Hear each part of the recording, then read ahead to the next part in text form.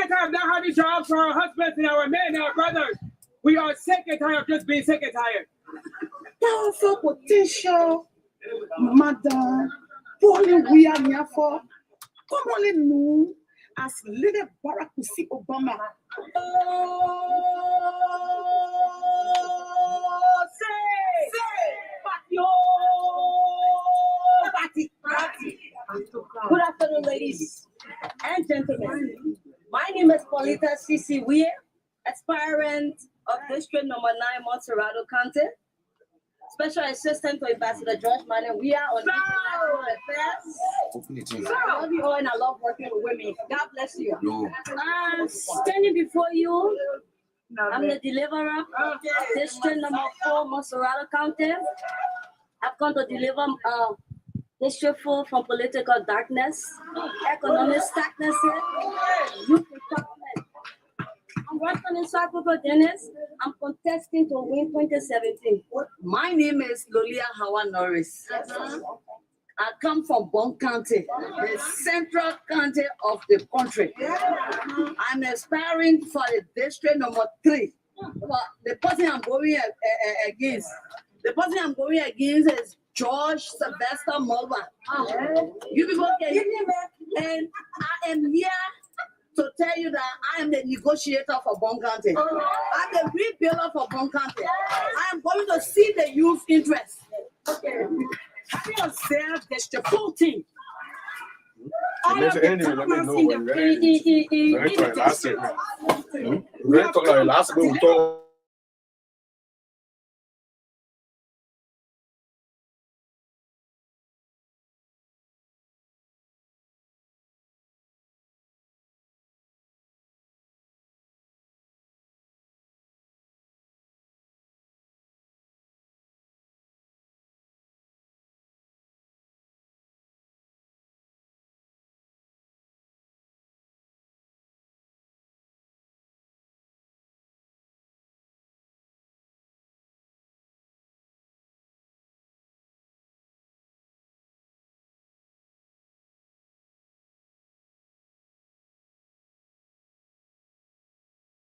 we decide by the people of District 7.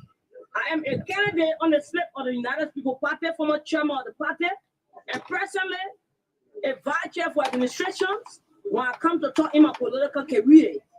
We know the dynamics of politics. In Bon County Assembly district, it's no issue to discuss who's going to be representative.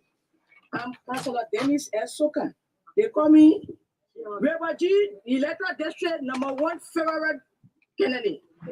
Let these people show their record of what they have done over the 3 years since they have been elected. Country by country. And they shouldn't use the government project. They shouldn't use government project because government project is President Weir's agenda. What have you done as an individual to support your people that you are coming to vote to say rescue? I have taken time to travel across the country because I want nobody to tell me the same. I've seen for myself. Areas that only got 6th grade are now being built now to 12th grade all across the country. New hospital facilities are being built all over the place. What have they done? You know, where is Senator Darren Stillon's record of what he has done over the 3 years to fix the problems that we got?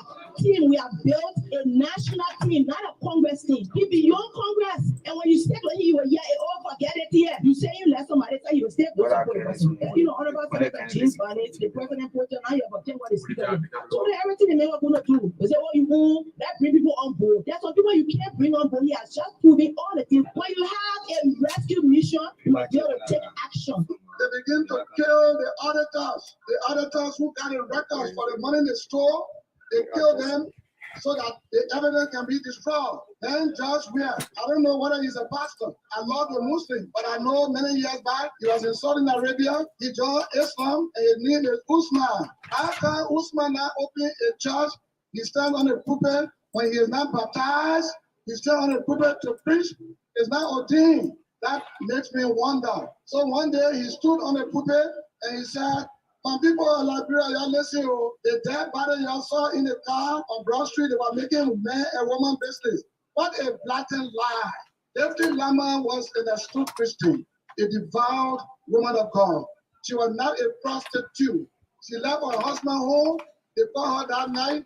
to bring all her records for review. They used her workmate to call her, and when they have already arrested the workmate, when they called him, when she got there, they grabbed them. Presumably, they took them to the beach after killing them because in the car, there was so much sand, S-A-N-D. I left my house when I heard about the people in the car dead. I went there, and they said, Cabo Monosa. That is not true. They killed them because they don't want the evidence of what they told to be known. The way they killed Deputy Lama and her mate is the same way Joshua was killed. And they said he jumped through the window. That is not true. Was he drunk? Drove his car from where he was. He opened the Omega market. He was there. He drove the car to his house. He parked the car. He came up. He didn't make accident en route. But in the house, he was going to jump through the window. And why they say he jumped was not why he was found. I received a text message from PYJ on the 5th of September. I received a text message from PYJ on the 9th, and I received another one on the 10th. And in those messages, one, he extended an invitation for him and I to meet, and I informed the Nema County of caucus, one of the members there, and I said, hey, you gotta tell Prince Johnson he gotta be careful with me, because I remember it was here during Cherry Doe's time that Prince Johnson asked to have seen Cherry Doe. He was like port manager at the time. And after that meeting, XYZ, the second time Prince Johnson texted me, he gave me an ultimatum. He said I should either support the bill, I should abstain from the bill, and I should keep quiet. So Prince Johnson has been in this verbal attack with me on this bill. So when it comes to the issue of me and PYJ, I don't have anything personal against him. The fact that I raised the issue about the war crimes and the accountability of past crimes in Liberia is something that PYJ does not like to hear. And because of his involvement in the war, I'm interposing or are opposed to the granting of that act. I received some personal information that PYJ is trying to get to me. PYJ always brag about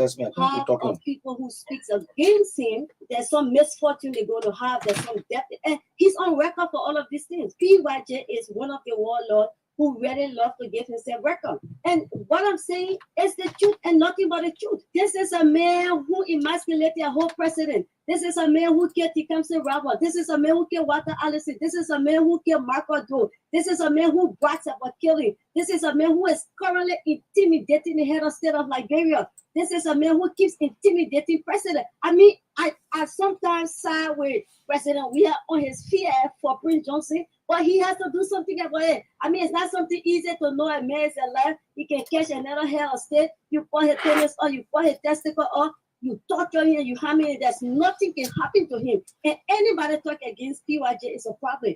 Carry me to jail for me to stop up there, you. Tony, but the father you did that all you still about. Carry me to jail for me to stop up there, you. Will walk back or accuse you and support you and you face the war. Carry me to jail. Carry me to jail. You are arresting you for me to jail. But I follow know that you spoke about in jail. Okay, you know what? No. I cannot take you to jail. You don't have You will get me, Johnson. But the way you treated us, you may have spent 385,000 Liberians to go to election. If you wanted your group, you're supposed to tell us with you are our father. You do it, we spend our money, they got play for all. You know what? You know what you do? No. My appeal to you is I am building an institution for the country and the country. So now we have a demonstration applying the country. If you want to go there to destroy, yeah, the road open. No, I already applied the country. I told you, okay, now we're going there. The moment we go to school, we not get redress, we go to your school, we have demonstration. Go there and you cannot even go to campus. Anything you want to do to him, do to him, my life is not important now. The father will get no feeling. Do anything you want to do to him. I want to go see Jesus. My dad, I want to see that. Do anything you want to do, Papa. If you try and go there, you will meet the first on the ground. I will go there. I will go there. You want to tell me?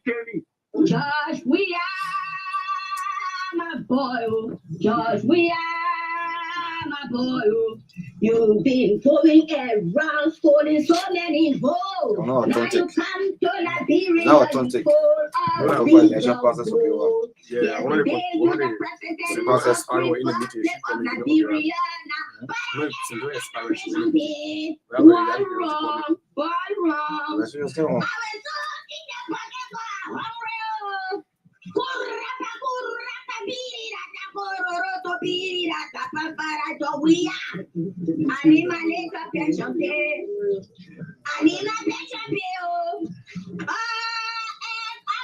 won't die for hunger.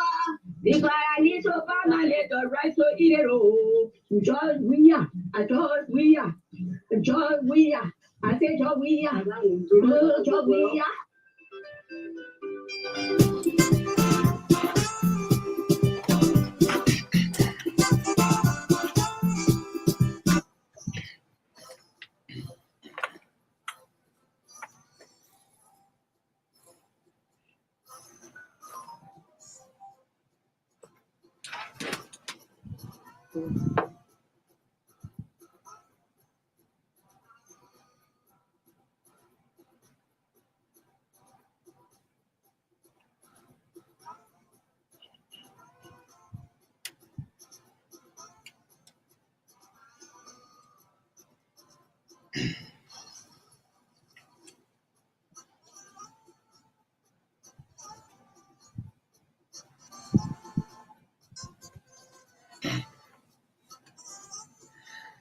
Indeed, like Comrade Oni Roberts, I will say, sometimes it's just prudent that you listen to the theme song of the show, and just go about nodding your head. Good morning, folks. Wherever you are, whatever you're doing, a pleasant. Welcome to the True Breakfast Show, the Friday edition of the TBS. Trust me, it promises to be well. Good morning to the peace-loving people of my Gibby County. Good morning to you, to the 11th birth of Liberia.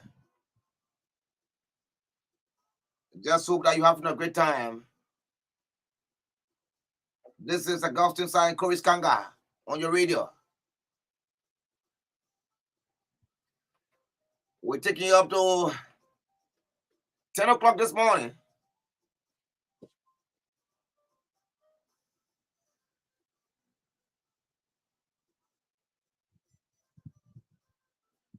Someone was asking me, what's the award I have gotten from my Gibby County?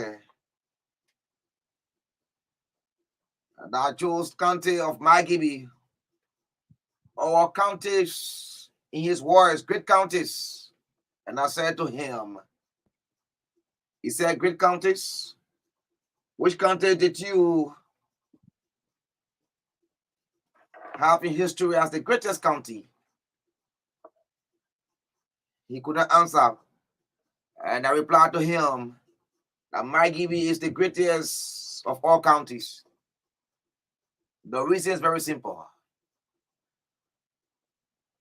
The man who speaks to you every time on the radio, he was from my Gibby County, was schooled from my Gibby, his neighbor's trained, is buried in my Gibby. My Gibby has great sons and daughters contributing to Mama Liberia and the world large. Take a survey. We do not just have the ODS rubber plantation, even though it is not something to be bragging about, because facilities and the work practice does not represent what we all know about America. I'm not sure America is evolved into bad labor practice. If you want to experience what is referred to as a bad labor practice, rest assured, go to my Gibby County, specifically in Firestone, seek unemployment. You will know that labor is abused. Labor is not respected in Firestone. These are my words, because I'm a living witness. I experience it. I live with it. And I have those memories. This is the only American company that you work for. And they will not pay you when you talk. They say, get from here, man. We did not force you to come work for us. Because our customs are brought. Oh, yes, 2014. I remember 14 lines of tax I abandoned class for about 2 weeks just to get $23. Firestone said, no, we can't pay you. Bar labor practice is at a higher peak in Firestone, Liberia. I'm not mixing my voice. So thank you ever so much. Let's have a great time together this morning. What a company. American Embassy, you here. I know you can visit Firestone. You speak about other companies being involved into bar labor practices. What is your own Firestone doing? That is now Bristol, Liberia. Our parents are still toting 65 kg buckets, 2 of those buckets on their shoulders. They are still holding rubber containers on their heads. What are you doing about it? In modern life, this too is Liberia. President William must hear this.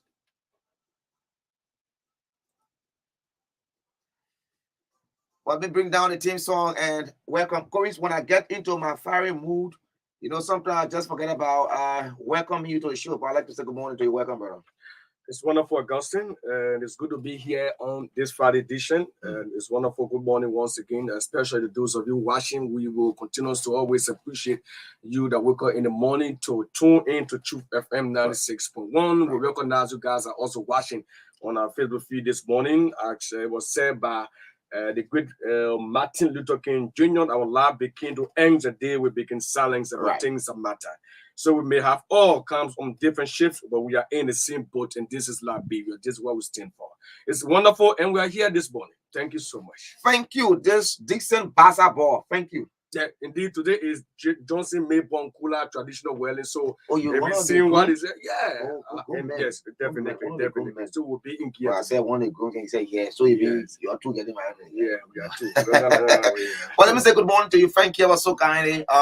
You know, anytime when I get a little memory of Firestone, I get so annoyed as to, you know, the reason why it annoys me is this is a company that has existed for over 90 years and cannot produce a pen, cannot produce a bucket, don't have a factory to do any of these things. I don't blame Firestone. I don't blame the Bristol that we have. I blame the governments we have had. And it continues to happen. Past government, the current government, that's why I said things are still the same. There have been a lot of protests from Firestone. The citizens are got in the street that raise critical issues. Leaders of that country too on numerous occasions. They too raise issues about Firestone private process. And nothing has happened. I don't know what happened in the Firestone. Korries. That didn't happen to Grand Bassa, brother. Asla Mental is in Bassa operating. And my father was Asla Mental. We benefited from Mental Tea and what have you. Though Mental Tea is all the way in the loop doing our normal activities, though they work on sometimes, you know, they have to come out and there are some issues they have with the company and they would like to recommend to the management, they need this, they need that, and the workforce will do their best and be able to that they kind of benefits will get from Mental. Yeah. So Mental that is referred to as steel giant. Steel giant company in that place, but Mental Steel is the continuous issue from Firestone. You know, your issue have been AHO problems. You know, all the year Firestone been operating. You and I around when Firestone came into the bureau. You are here. Other people raise the issue. You are the only person I believe, if I stand to be corrected, that I'm being able to raise issue like this. And Firestone, they are not listening and they continue to do what they're doing. But we always talk about it. You know, this is our country, and like I said, we may all come on a different ship, but we are in the same boat. The boat is Liberia. We believe in our country. We always call on those institutions, those company heads, our government, you know, wake up. We don't know those social agreement is sound, you know, behind closed door, that when citizens of the country who are not benefiting what they expect from that company continue to raise this issue, and you know, the company government can come up one moment to say, look, Firestone, as of today's day, if you don't do this today, we'll have issue with you. You know, sometimes if you're in a country where you believe that, you know, you are struggling to make life for the citizens, the government is the only institution that has huge employment rates sometimes, and you have to just, you know, accept whatever some of those companies can do and treat our people. Nothing else we can do, basically. But the government is the only institution body that can be able to stand in the face of a company to say, look, this is what you're supposed to do. It is a right. If you don't do it, you will leave for a year or will take action against you. Our government will pray to see one of these days to see that our government can take strong issues against some of those institutions and combat operating. But it's an issue problem. We'll continue talk about those issues. So one thing I can tell you for sure is not just the government, but those of us that have the ability to talk will talk. But the legislature, because I have witnessed the legislature bringing on board Firestone on many occasions. From the days of Sagbody to now, nothing has been done in a formal manner that some of us will expect.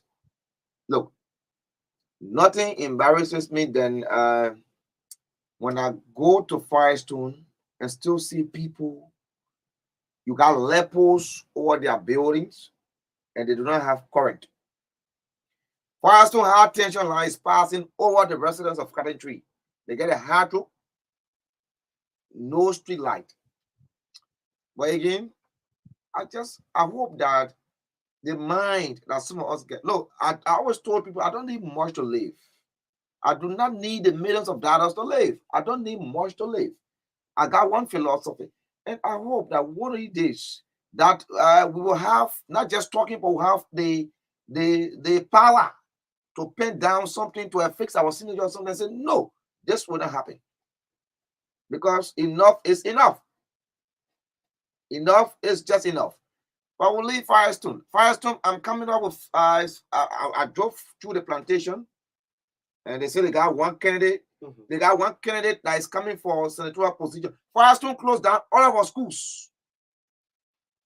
Almost all. And this guy is a contractor here. You think we don't know that you bringing the man as a senator? So you want to continuously suffer our family. You want to continuously suffer us. That senatorial candidate will be talking about investigation. I know him. I know him very well. And the individual that is behind that senatorial candidate, you got to be very careful as well.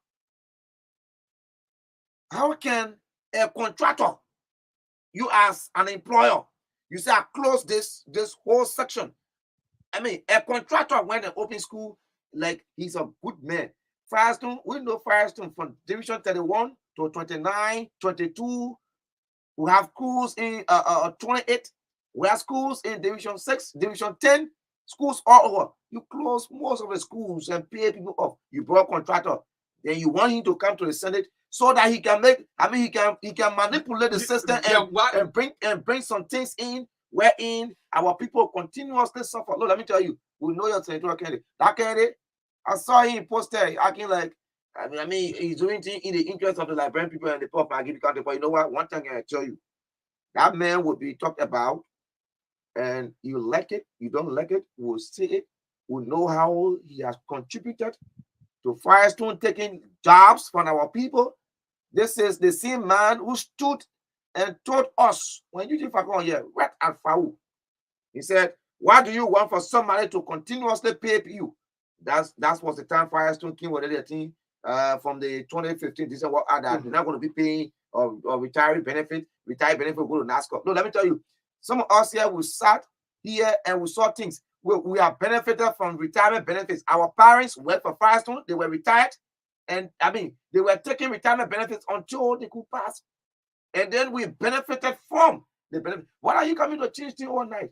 Yeah, probably they want to bring somebody as an art at the Senate. Whatever discussion that will come out, they're supposed to be almost like a liaison between they and the legislature. Yeah. One of you. So basically, this is a trend they want to take. But I know that the willpower to elect is in the hands of the electorate. So whatever you do, you know, those guys who are in Firestone currently, they can come, they can participate in the elections. They don't have that constitutional rights and mandate.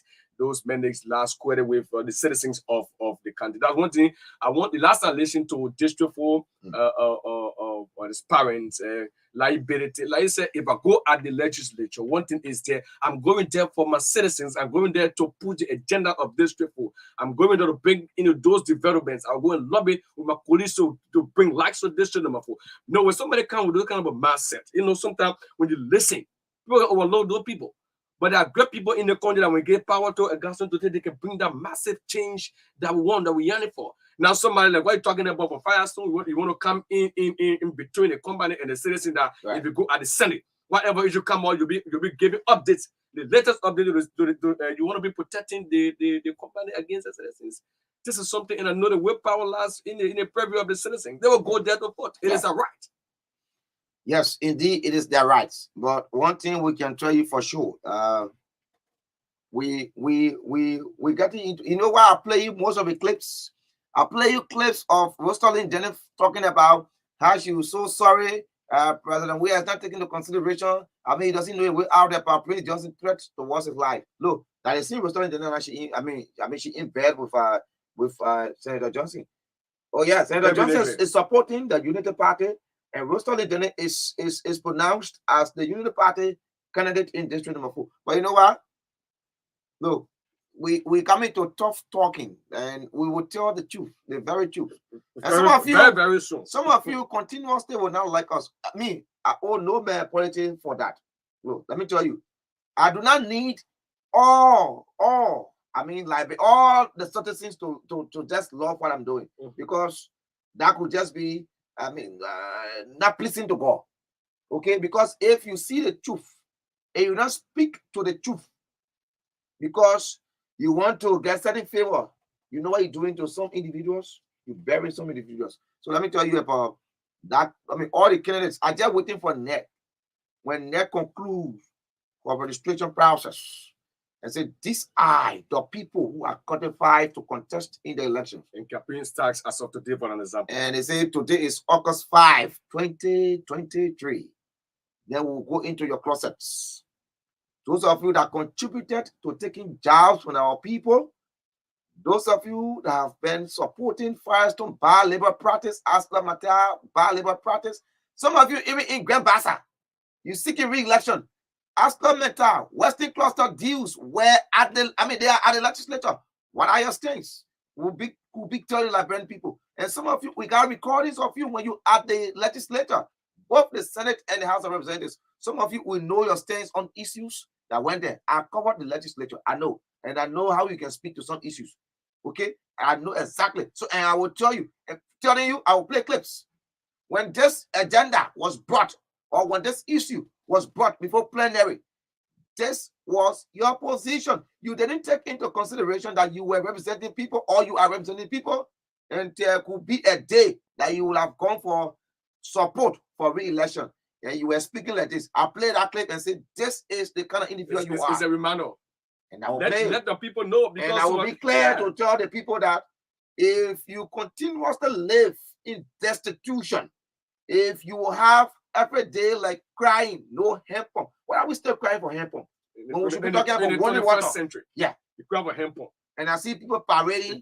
They carry 2 hand pumps in one district, they want to be represented. So we still after those temporary solutions for the permanent parents. Palaba hot. Yeah. Palaba hot. Yeah. Thank you so kindly. I will bring people. Yes. Just telling you, man. He said it is not a crime for a contractor or an employee of Firestone to contest in an election. Your argument is lazy. This is look at telling you, man. Telling you, man.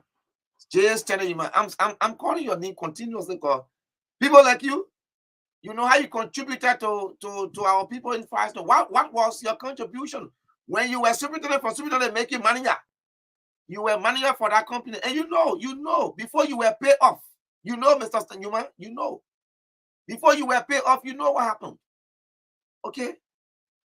Just as you were born and read and know about that company, the same. The only difference, you work for the company.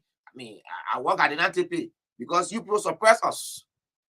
A young man trying to get high school document, paying his own tuition, and you sat there. But anyway, those of you who are promoting this, it is pleasing to you because you want our people to continuously live in that kind of manner.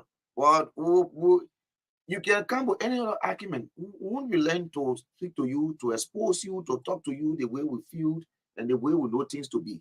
Because for you feel it is okay to close down our schools and give it a contractor. It's just the Liberia contracting all our people to Sierra Leone. That's what you want.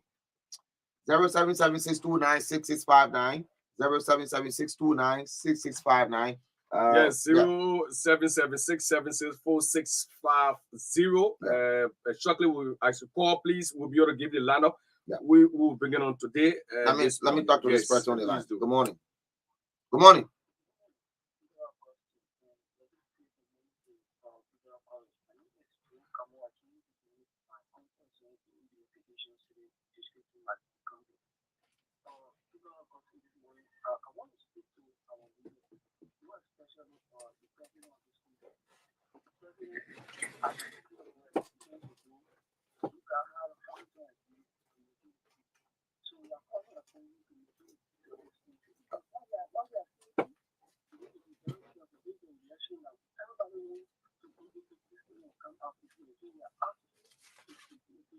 Okay, let me hold you there and talk to this person.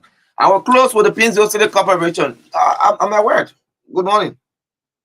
Yeah, talk to me, Augustine. Good morning. Good morning. I do have the money. I'm the liver still from Institute. Okay. I just want to call our educational people, the educational control the education and the DOCO that the new mandate issued by the Ministry of Education on the issue of graduation fees, that no school should charge more than $100.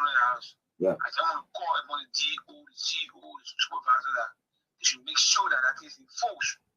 But if they don't do it, and most of the schools that we challenge it, you're going to know that the school. Well, that was only school charging 120. That you was standing for somebody to say you must charge $50. That was only himself who is Minister of Education.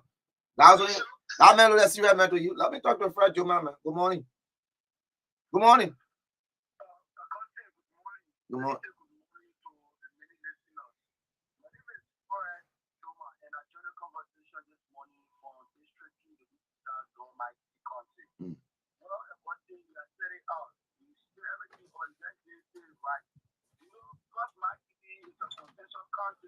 We have had leaders who were different background, to ourselves, the people here.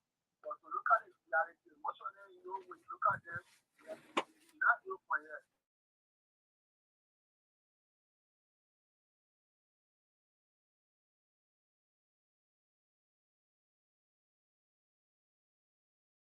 We have had leaders who have not taken care of this particular city in the country. We just talk about fire schools there. That's the one. There's not issue there. As I speak to you, I'm the son of a retiree. My father did a great deal of good care with the important thing. We always pray for retiree money, we get fire school retiree money. And our dealers are not taking that direction. And Fred, let me hold you there. This is where sometimes I get so angry about Sir Richard Body. Sir Body, who declared earlier on that he wanted to be senator of Margibi County, gave in for people like Magale.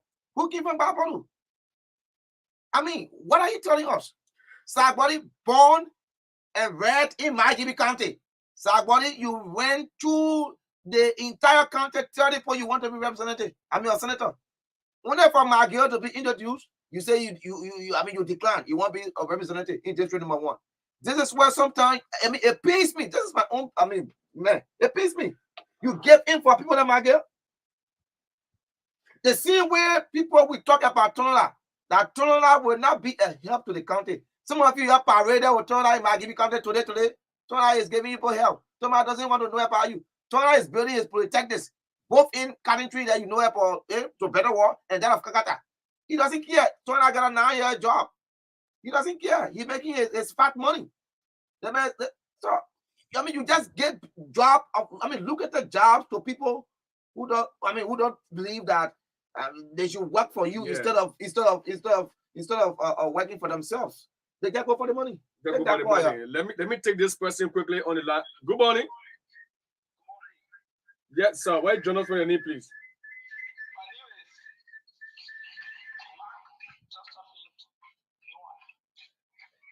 Noah, your background is not clear. Noah, you gotta come from that Congo Firestone get you and talk to her from an open area so we can get you clearly. Yeah, let's say quickly go on.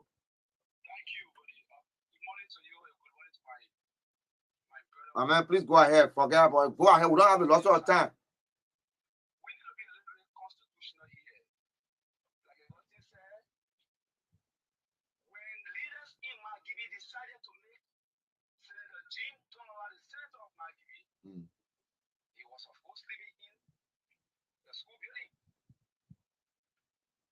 Say when we decided you were part of that thing. Don't. I mean, please say when we decided. Well, yeah. Storeroom. You are sleeping storeroom. Yeah. Mm-hmm. That the likes of Mageo should be deprived, denied of his constitutional entitlement to contest for the senatorial seat of Magi. Why? Because they do not know his history, they don't know anything about him. How so are you that Magi is not even a resident of Magi? Nobody told you that Magi is not. Nobody saying. Nobody said that. Listen, nobody saying Magi is not a resident of Magi. What we are saying? That's not a point, my man. For a Magi who came from Bapolu, for Sagbody who was born in Firestone, Magi County to give in for a Magi. I mean, nobody told you that Magi was not born in Magi. Magi is not a resident. Magi is a resident of Magi. Magi even buried his mother in Magi. Who know? So that one, forget about it. We know that Magi whom is in Magi. That's not what we're saying here. Let me talk to John Christopher Well. Good morning. Good morning. Good morning. The judge is holding the line. So let me take a few calls and go to our. Good morning. Good morning, guys. Good morning. Let's hear you. Good morning to my brother Korries. Good morning. Yeah. So I'm Beto. I'm calling from Beto Island in Lower Johnsonville this morning. My attention has been drawn to the Cannonsville Road, from the, let's say, the Japan Freeway, from the red light going all the way to the Freeport. The moment you get, let's say you park on the side and get out to go and buy water, no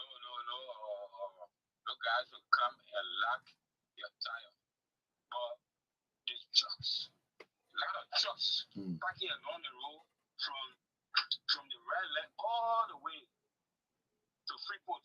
No action has been taken by the corporation. So I just trying to bring this to the corporation attention. Thank you. Thank you. Yeah, take that call, man. Yeah, let me take this question. Hello, good morning. Good morning, sir. Wait, join us for your name. Yes, former hairman of Firestone. You are one of the hairmen. Yeah. Mm-hmm.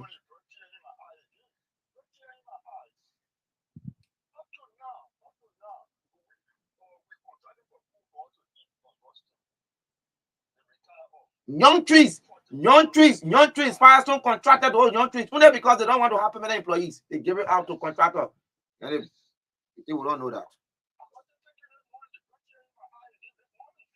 Thank you so much. Yes. Yeah, we'll just two more calls. Yeah, two more. We have to go. You know, Korries, I always. Okay, let's take the point quickly. Yeah. Yes, we have to move on quickly. Hello, good morning.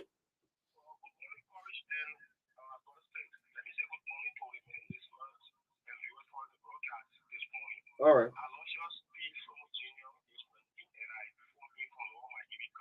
Yeah, but I'm not sure. Go ahead.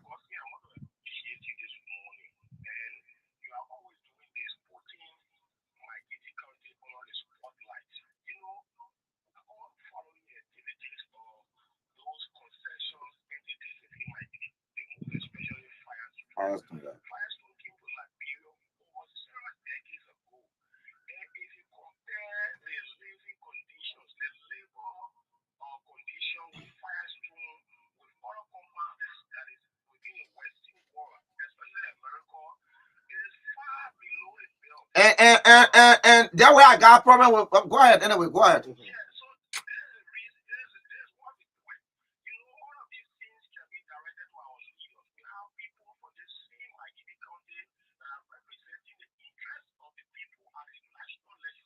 Right. Yeah, they are just there. I give you consensus sometimes. Yeah.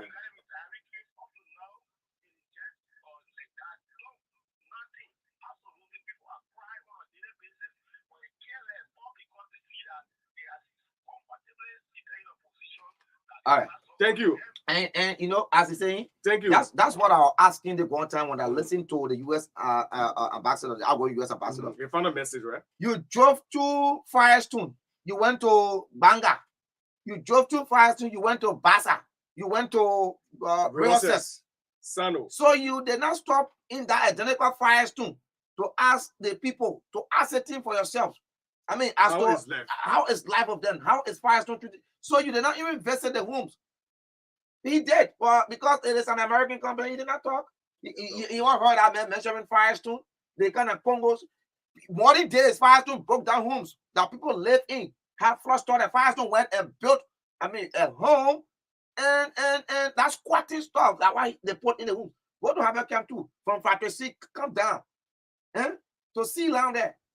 Then we're talking, Mr. McCarthy. You did not pass. I mean, you passed through. I want to believe you passed through that area. It's an American company. Let's agree that you did not pass. So all through you been Liberia, you did not drive to Firestone to ascertain for yourself as to what are the living conditions of the people. I mean, how are they doing? As to what are they treated like an American company? George Christopher will closer on this, and we go to our guests. Good morning.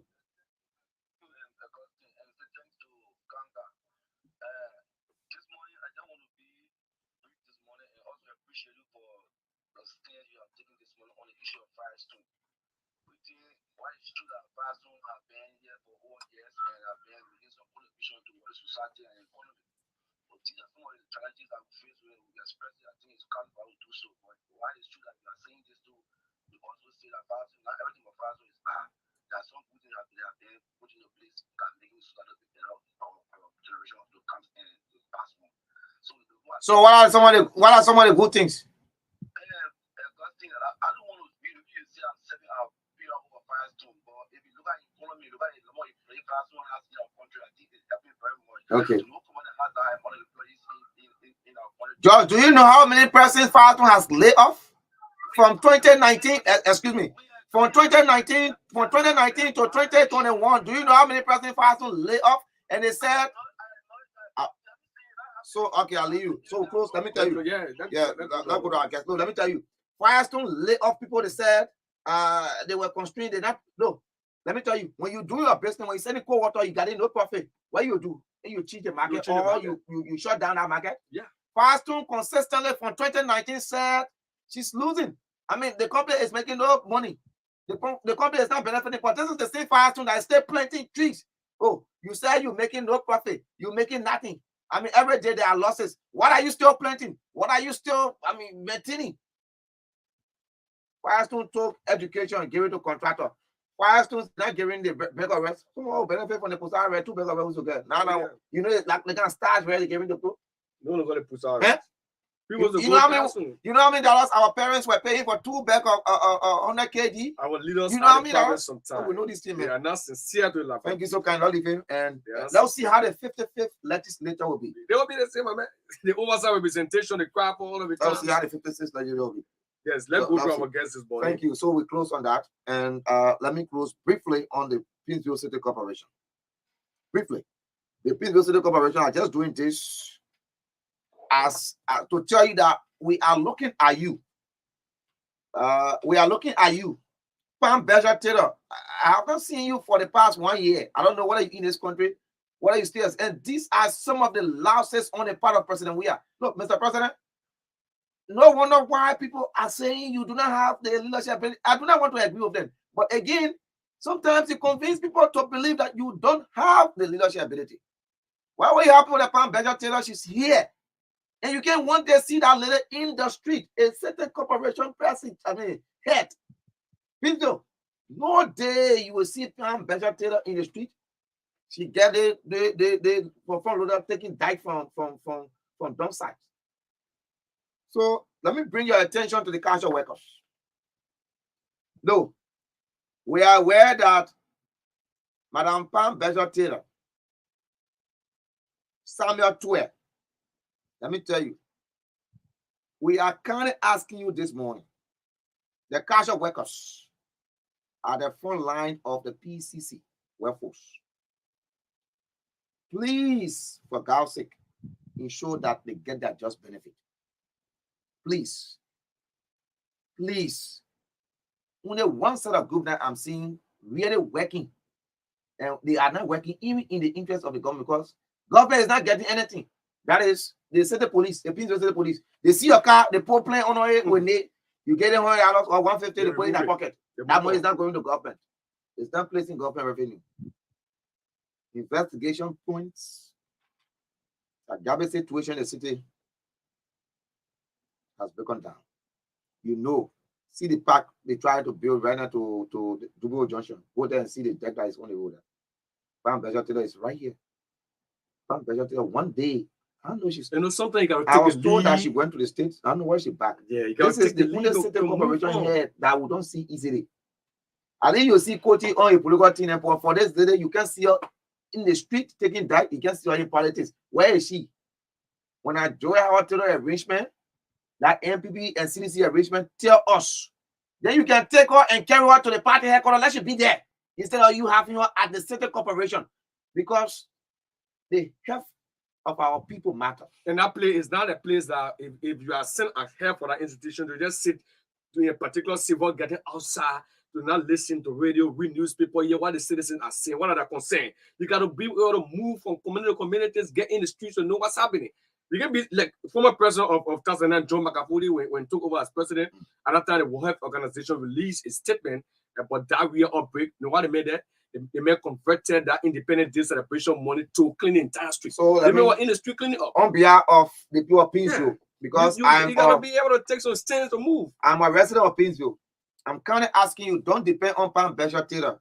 July 26th is right here. You see any sign of her beautifying the city? No. Don't depend on Pam Beja Taylor. She can beautify this city. And President Ware, your guests can pass through the city, going to the executive mansion, the legislature, Buffer Timor, you're there. Oversight. Speaker Timor, oversight. You always driving through this area to go to the legislature. What are you really seeing? Are you seeing Pam Beja Taylor actually working? Or you giving her any empowerment? That's why you're not talking. You are allotting money to various agencies and setups, and you're not giving Peace to the corporation anything. Is that why you're not talking? Is that why you're not using your oversight? Speaker Chimo and the rest of the lawmakers. Is that why you're not bothering her? Today is the 14th. By this time, we should see signs of beautification, giving the city that beautiful look. She's not even around. It's a good decoration, man. Entering the city of Pinsville, it's a big name. My dear brother, it's anyone listening to you, beautify your city. Don't depend on Beja Taylor. And you know what? We got to take the initiative too now, because it seems to be we don't have a city mayor. We know that there is an appointed city mayor, but she's not in the street. We can see her. No, she's been paid by the taxpayer money. You know, she receives a pay every month. Every benefit. Let's go to the evangelical people and forget about, because my brother, trust me, Joel recommendation there. So, and President we are still one his star to be my team. So, didn't do anything to Pam Beja Taylor. That's why you see the streets just like that. Have you seen Pam Beja? It's difficult. Every time you see that woman, the time you see, it's the mail. The day you see her, you can't drive me around easy. They gave the day you see her in your Congo Sana. Yeah, citizen engagement. Citizen engagement. Yeah, you better be putting your money to see your on your boot every morning. You know your safety jacket, your manpower, the behind you moving from point to point. Alex, you know people would not forget your leadership. They pay the council workers. Pam Beja Taylor pay the council workers. Prioritize some people interests. You know. They leave power to say yes. You know, the matter on administration, this is what we achieve and this is what happened. We can be somewhere, you one day kind of a position, you're gonna recommend for it, you're getting that. You saw the tenant area they built. Oh yeah. You saw it, right? Oh yeah. You see how he put it up? It finished. Right in front of her office. Every day people recommending for that place. You go there now, the entire place that was so looking. You can't see anything to that place anymore. Let's go to the Seminary of West Africa, Evangelical Seminary of West Africa. They have their leadership here. And of course, I'm told, okay. Thank you. Let's leave it as it is. Pinsville City Corporation. We'll come to you next week. Next week. That area, if you can clean, we'll launch a campaign here. We'll get our guys. We'll brush that area. We'll clean that area. And even your door, we'll wet it. We'll do it for you. We'll undust that whole area for you. Since you feel that the job you get, I just will sit home and take your fast salary. Fire Stomper, I close on you today. And the retirees, you all took the retiree benefit from them. Some of the things our parents benefited from, we still respect that. Today, you know how many retirees are dying in the streets? People work for Firestone 25 unbroken years. Some of them more than 25 years. Today they can show nothing. Somebody work home more, you get them $30 or $90. 90. Some of them are even making 70. They can 50 workers. The people can do $70. The people can watch the tanks. The people who slack along the road, $70. I know Firestone payroll as I speak to you. I guess some Firestone payroll in my phone. I know Firestone payroll. I know Firestone payroll phone very well. I know contractor. I know they can 50. They can 50 workers. They can 50 workers. They can 50 workers. The tappers, the airmen, the overseers, the supervisors. Nobody allowed to say they supervisor for the superintendent. From superintendent to manager, estate manager. I know. For the day of 80 merchant, we were in 31. Most of Yinga is in Kakata now, he knows. All the guys, I know them, including former Superintendent Stanley Newman, who is now at the airport. Thank you so kindly. Let me leave that. Good morning, guys, and welcome.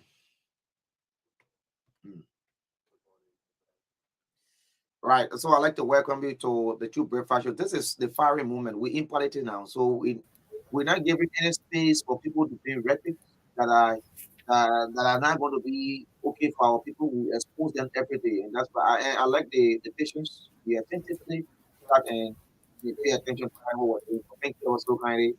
By the way, let us know both of you. I'm Gabi J. Anthony Yeager, the Director of Administration and Admissions of the Evangelical Seminary of West Africa. Okay. I have with me my brother. May he introduce himself. Yeah, good morning, everyone. I am Ugo Peterson. I'm a recent graduate of the Evangelical Seminary of West Africa. Okay, let's go to you, Yeager. Let's know now about, give a little detail of this seminary. Thank you. The Evangelical Seminary of West Africa is an interdenominational evangelical graduate institution situated here in Liberia, providing evangelical theological education for church leaders and pastors. Okay. So there are people listening, they want to know, because it could sound strange in their ears. They want to know as to how long this institution has existed, and specifically, where are you located? We, as an institution, was incorporated in 2014, but we opened our doors in 2019 because we had to have the permit from the National Commission on Higher Education in order to grant degrees in Liberia. And so we opened our doors in 2019. In March of this year, we had our first graduation. And so that's what we've been doing. We are located along the SKD Boulevard behind the Dunkin' gas station on the SRM compound in Swakamo community. So you are now one of those institutions that are talked about not being accredited by the Ministry of, the Commission on Higher Education. No, we're not. We are legitimate. In fact, right now, we are at a point where we've been given our permanent status as an institution in this country, authorized by the government of Liberia to grant master degrees. The reason why I'm asking you this is there are institutions, every time you listen to various media outlets, people complaining that they are not accredited. And to the extent some of them, when they say they put in a graduate, it can be easy. But however, you said you are accredited, and the Commission on Higher Education is listening. So if you are not accredited, they will tell us as well, because some of us will go to the Commission on Higher Education to ascertain for ourselves as to whether you are accredited. In fact, right now, the last visit we had of the commission, including the Director General, he was on that visit. He is encouraging us to go ahead and start our PhD programs based on our facilities, based on the pedigrees of instructors and professors we have. He said we should think about offering the PhD program for pastors and church leaders in this country. He told you that? He said that. He said that in our conversation, not once, several times. He's encouraging us based on our facilities, based on our library, based on our pedigrees of professors that he saw. Okay. So let me get to your colleague now to ask about the disciplines that are taught there. Yeah, basically we have two disciplines in our school at the Evangelical Seminary of West Africa. One is pastoral studies.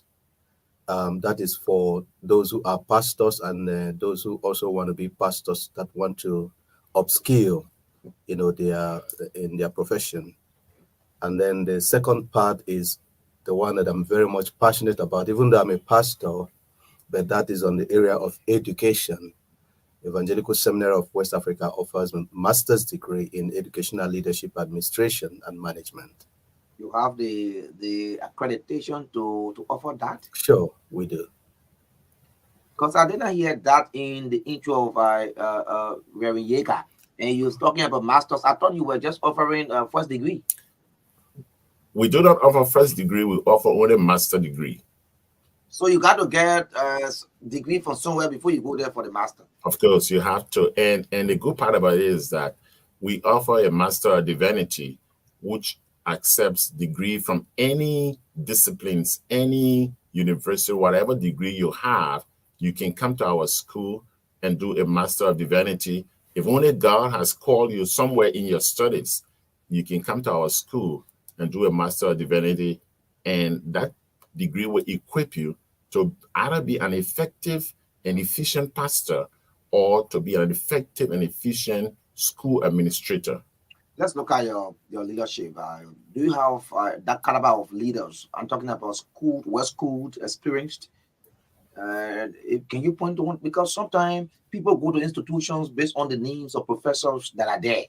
And for those of us who go to schools around here, sometimes you follow the names like, oh, that professor is a very good man. I can go to that school. We come to Liberia with the desire to provide quality education that is recognized internationally. And so we have designed this program. Actually, when looking at our country, we had a FIME or a hunger or a shortfall on qualified, competent, and experienced leaders. And so we organize our program and we get our professors from around the world. They come to this country, they spend 2 weeks, put in sometimes 40, 45 hours for our students. And we get the best of the professors from around the world. It is a blessing that God has given us. So we get professors from the Dallas Theological Seminary in Dallas, Texas. Most of our professors come from there. We get professors from the Trinity Evangelical Divinity School, which is presently Trinity International University. Where is that institution? It is it's in Driffield. I think it's in Michigan or Illinois, but it is in the U.S. Yeah, Illinois. Yeah, Illinois. It's in the U.S. And we get professors from Nigeria, the caliber of person like Professor Yusufu Turaki. I mean, he is the household, or personally, I think he's acclaimed as the father of African theology on the continent. And these are the kind of people that come to us. Our president, the Reverend Dr. Richard D. Curlenberg, has a PhD for over 35 or 40 years of experience. He's worked in Africa for more than 30 some more years. He's been in Africa. Okay. So those are the kind of pedigrees and those are the kind of professors we bring to this country. Peterson, let's look at your enrollment procedure for students.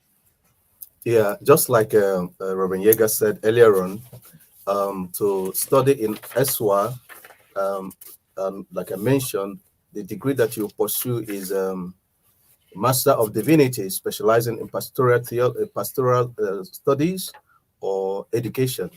So when it comes to enrollment, it requires first of all, foremost, that you graduate from a reputable university, and then with some experience, and then you basically buy the enrollment kit, which is about $50, and after that you sit for the entrance exam, and when you pass the entrance exam, then you are interviewed. You sit on the panel, because SWA is not just interested in having students. They want to have the right kind of people who will have the capacity to excel, and not just to excel, but to contribute meaningfully towards the growth and development of Liberia, West Africa, and the world. And I think part of that is because our school is a research-based institution. This is a school where you are trained to be competent as a scholar, competent as a pastor or church leader, and competent as a school teacher or administrator that is evidence-based. So from the beginning, we want to know whether you have the capacity to go through the rigor of studies at SWA, because it's not a laissez-faire place. It's somewhere that demands that you study and then that you grow and you improve. So that's great. Let me come to you, Reverend Yegard. You are the director of administration at a great institution. Can you kindly tell us some of your what are they involving currently in the country? What are they doing? Thank you. Right now, this is one of our alumni right here, Reverend Ugo Peterson. Okay. He is presently the pastor of a local church in the Johnsonville area. Actually, Peterson came to us as a missionary from Nigeria. And so he's been the first international student with our school, and he graduated, and he serves as a pastor with a local church in the Johnsonville area. Oh, sure. So he's a Nigerian. He's the first international student at the institution. Yeah, the first international student who has graduated. We have several of them there.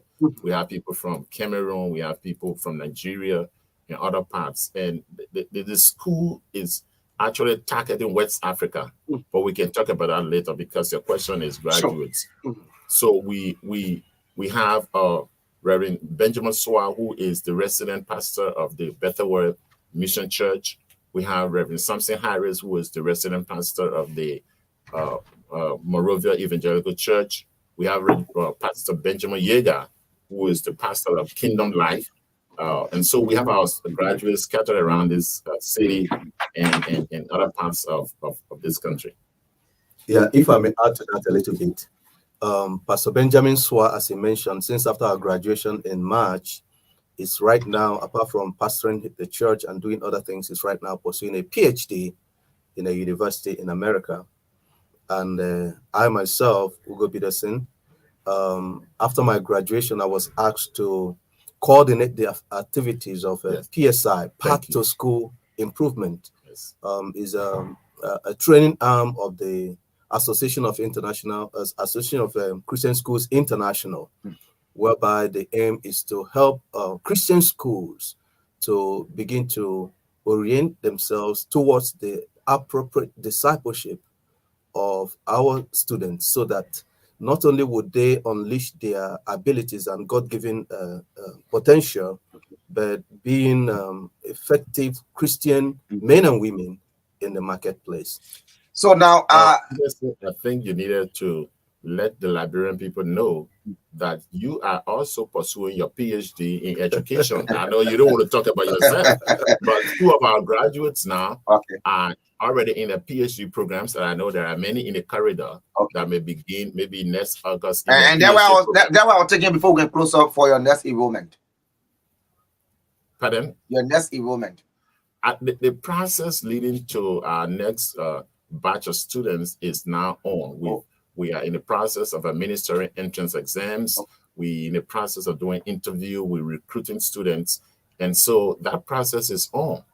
And I think one of the reasons we're here is to let the nation know who we are and what we're doing, and that we are here. And there is actually no need to spend money to go to Nigeria, to go to Sierra Leone, or to even go to America for quality education.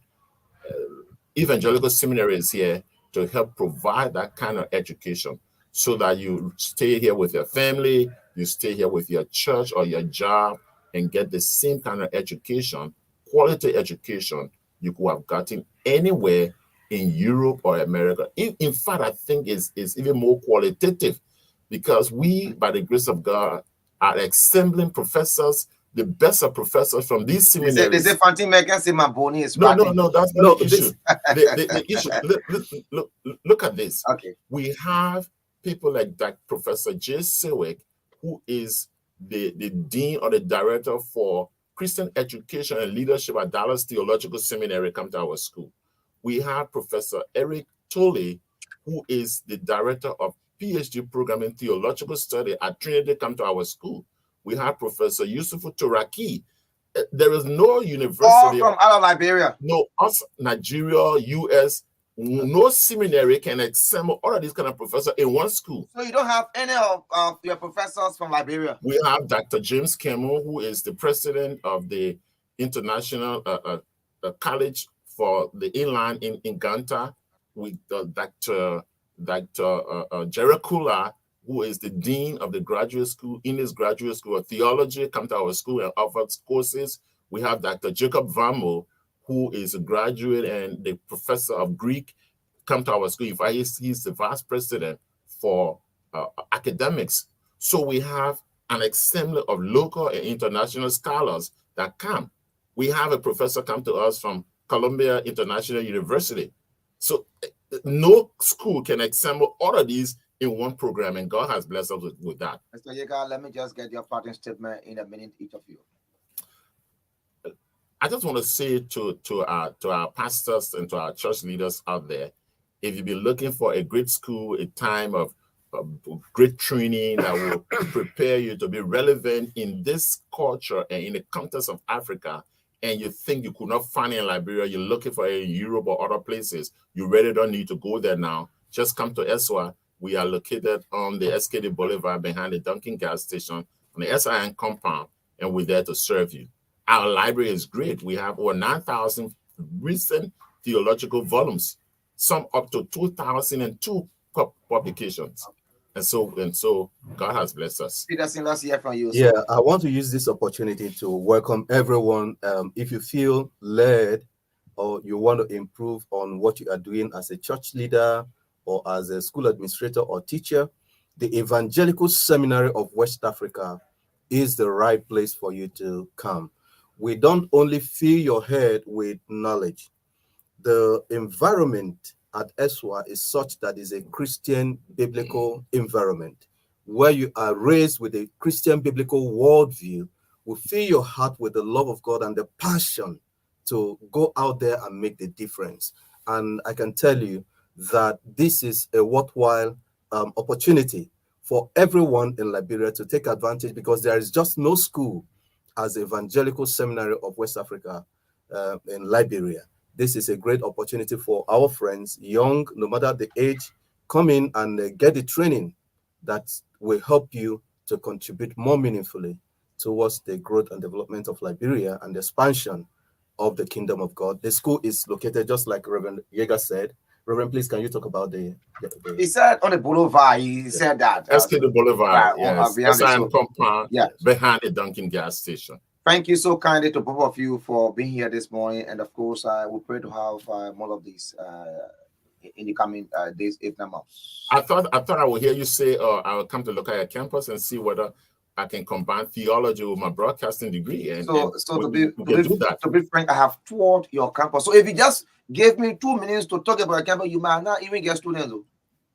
You sure? I'm just kidding. I'm just kidding. I know you kidding. You have a beautiful facility. I have toured our campus. Thank you. I have toured our campus. Yeah, thank you so much. Thank you for coming. And of course, thank you so kindly for honoring our invite. All right, you're welcome. Thank you for this opportunity. Thank you. And of course, you listen to them. So let's take it right like this. Let's have this break. Aspiring liability is on this. Let's take this break to come out very shortly with District 17 politics. I want to take this time to tell you thank you. During the registration process, you took your time off to stand in line. Even though the sun was hot, you were able to exercise some patience, and you stood in line. At the end of the day, you're able to obtain your photo registration card. Now is the time for you to go back to where you registered so that you can verify your name, so that you can check if your name actually to that particular polling center. Look for your name, look for your photo. Now is the time. So take some time off, take break from work. You just walk down to the place you registered and go check your name to see if you're on the listing. When you see your name to the listing, you are safe. Photo registration time has passed already. So why is she getting for you? Check to see if you are eligible to vote to that particular place, because time for voting, that same place you will go. If you don't see your name there right now, please try to reach the neck. Please try to get to the necessary authority to be able to help you with the process. Again, thank you again. Thank you so much. My name is Like Ability, and thank you. Indeed, well, Foley, you listen to him, and of course, we have to go now to District 17 politics. One of the aspirants. I'm not talking about Henson Kasudu. Henson Kasudu is among lawmakers who have left their district. Henson Kasudu is in Grand Mount. He's opting. He's pursuing senatorial position in Grand Mount County. So that district is just like district number 5 in Moxorado. So 2 districts in number 5, in Moxorado, District 5 and District 17 are abandoned. Oh yeah, that is no secret. The lawmakers of these districts are pursuing elections in other areas. Henson Kasudu is in Cape Mount. Thomas Farah is in Lofa County, fighting his bigger brother. Politically, I'm talking about Francis Yimali. Yeah, there where is Thomas Farah, and of course, yeah. So we have to get now to 17 district. Batwa, you said, so we can start with you now, because the man named that bomb. Is it Batwa? Batwa. Of course, we are here, and of course, we told that a lot of things are going to be happening in district number 17, and I don't know why. I said that because Henson Kasudu is not there, that's why most of them coming, or because they believe that they got the referral platform to transform and improve the living condition of the people within that district. The other time I saw on Facebook, they were protesting for AEC. Yeah. Yeah, sure. Bye, good morning, welcome.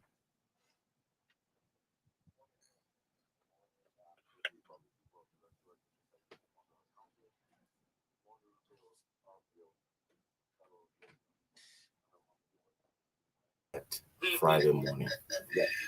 But by the way, how are you doing? I'm doing well, and I'm sure you are. Yeah, I'm okay, and that's why you see me firing the way I'm firing. So, somebody is. Are you playing for your life? So yeah, you got to. I'm trying to make the adjustment. Yeah, please pause it. Please pause it. Yeah, you please pause it. Is that okay? It's okay now, right? Yeah. Okay. So let's look at you done with your. Some of you just been passing around and say you contest, and we have not seen any sign of you even getting your registration done. Have you done your registration process? Augustine, I'm not just some of you. I am a representative candidate. Okay. We have been very consistent with our people in this process, and as a result of that, I can assure you that, by being in the studio, it clearly confirms that we have completed our nomination process. Okay. So you are a candidate? A candidate, not an aspirant. Independent candidate or independent candidate. So all the political parties that run, you could not go in it. That's our consistency from the onset, almost 2 years ago when I first sat on this platform. I told you that our people have resolved that we contest the upcoming election as an independent candidate. So why should we deviate? So you as a vision barrier, you don't trust any political institutions? It's not the matter of trust. It's about what our people want us to do. As a servant of the people, you have to hearken and listen to your people. So the mandate of our people in electoral district 17 remains supreme. So they directed you to go as independent and not to go on any political institution? Not to go on any, because over the years, those political institutions have not brought us any dividend. I just heard you mentioning that our district is counted among one of the abandoned districts. Your lawmaker is in Grand Cayman County pursuing senatorial position. Yeah, our outgoing lawmaker. Yeah, so it speaks to the fact. I don't know why you're going to be outgoing, but it speaks to the fact for the fact that he's been registered as a senatorial candidate in Grand Cayman County. It was confirmed by the NEC. So you saw that? I said it was confirmed by the NEC. The NEC told you that he has registered as senatorial candidate. An official of the NEC told me that the very seat that sat into Duma nomination, Hassan Kazuru sat in that seat. So. Okay. So let's go to your district. We told that they said you're bringing in countries on data. It's not strange, Augustine. Back in February, we brought in 5 medical doctors. that came to beef up our over 2 to 3 years of mobile clinic operation in Electoral District 17. So comes November 3rd, it's just going to be a continuation of that process. We're going to have in our district 14 dentists from the United States of America that are going to provide free dental services to our people that over the years has been massively, suffering in need of those services. More to that, our mobile clinic has been ongoing from community to community, like I said, over the last 3 years, providing Is that quality using one healthcare services. tested cap? One tested cap. Now, why are you talking about mobile clinic? It's not about mobile. It's not about tested cap. It's about the services provided. We have trained doctors, nurses, midwife that provide those services. Pay them. We who are noted in the country of abusing labor, or you pay them, or you just using people because you got nowhere to go. Those are people that know our track record over the years. They believe in our agenda. It doesn't matter. It doesn't matter of paying. Those services, it will shock you. They are all volunteers. They are volunteering. They are volunteers. And the reason why they're volunteers, because they believe in our developmental agenda. A Conrad Badua track record doesn't have to spend our money for them to go and do Why are you services. always out of the district? I'm told you don't sit in the district every time you're in America. You just from America again, right? It's because our people, I'm in the district, but Augustine, you can't sit and fold your hands in Electoral District 17 and expect manna to drop from heaven. You have to go and meet those partners that will help, that have the resources necessary to be able to effectuate change for our people. And that is one of our strengths I will bring to the table. We have that lobbyistic ability to be able to attract foreign direct investment to our district, cognizant of the fight of our agricultural program, our food insecurity program. Currently, we are the only team in Electoral District 17 that is currently running a smooth agriculture program. Where? Next week. Where? Next week, hold your peace. Next week, we are going to start harvesting and subsequent processing of our cassava. Where is your farm? It's behind Riggs. We have part of it in Guinema, and we have another one, the biggest one in Nizo Clan, in rural district 17. Quite recently, apart from our agriculture, our cassava agriculture farming, we were also able to work with local farmers in the Green Valley community and the Blamasi community. There's a swamp that separates those two communities. We're able to work with those two local farmers, two community farmers in that region of our district to transform that swamp, all right, that lie between Blamasi community and Green Valley community, to transform it into the biggest rice producing farm in Electoral District 17. Look, Augustine, this is about time that we start being theoretical about food insecurity needs in our country, more especially in rural Maserado, where District 17 is no exception. We have to practicalize what our visions are. And that is one strength that we bring to the table. All of our developmental activities, our visions are all practical, and it is in full swing. Okay. We're now waiting for after October 10, 2023 to start orchestrating our plans. But meanwhile, our plans are already in motion. One of the issues always talk about is the very important thing. How do you intend to tackle the issue of job creation? It's very simple. We have to build our people human resource capacity so that when the jobs are available, they can be best suited to enter into the opportunity. So over the years, what we've done is that through the Conrad Badua Technical College, we've been able to decentralize our training, our vocational training methodology across our district, where we train our mothers, our youth, our young vulnerable girls in acquiring marketable skills. First of its kind, our people are being self-reliant based on our vocational and technical skills training program. So once our people have the requisite skill, we can be able to attract other foreign businesses. We can be able to, in fact, evolve their skills training into mini industries. Like, for instance, we have plans of opening the Electoral District 17 first soap and chloride manufacturing company, all right, where we can be able to incorporate those people that have already gone through our programs so that they can have first-hand jobs. They can have experience working in the industry, in the soap and chlorine making industry. We also want to revolutionize the agriculture industry, where young people that have no skills, we can be able to train them. We bring the technocrat to train them to be able to put their strength into usefulness, all right, into producing more food to tackle the food insecurity needs of our district and country at large. So our plans to take District 17 to the next level is just ginormous. Do the people see those contribution acts just ordinary political projects, or how they see it? What have been that on? It is not, because over the last 5 to 7 years, we have been very consistent with our people, and we've not deviated, not any inch from our developmental agenda. So our people, our developmental messages are resonating, Corey, with our people in Electoral District 17, and they know that Conrad Badua leadership to the House of Representatives after October 10, 2023 is a must, because they've seen the potential, they've seen our track record, they've seen our developmental efforts, and they have no need to worry. Look at some of our initiatives over the years. We've been able, apart from our agriculture and vocational technical skills training program, we've been able to also, do other work with our citizens and in providing other services. Look at today the Clay Ashland and Virginia conduit, where a bridge that was destroyed since 5-6 years ago. We work with our people, our citizens there, and other partners to see the need. Was that bridge a major bridge in that It place? was a major connecting point, Corey, for our people. And today, when Sir Joseph went there quite recently and saw the level of work we've done, he decided to build on what we've already done. To even so people were able to do something. What was the actual amount that was spent on that project? It was over $5,000. It was over $5,000. And when the contract, foundation. Exactly.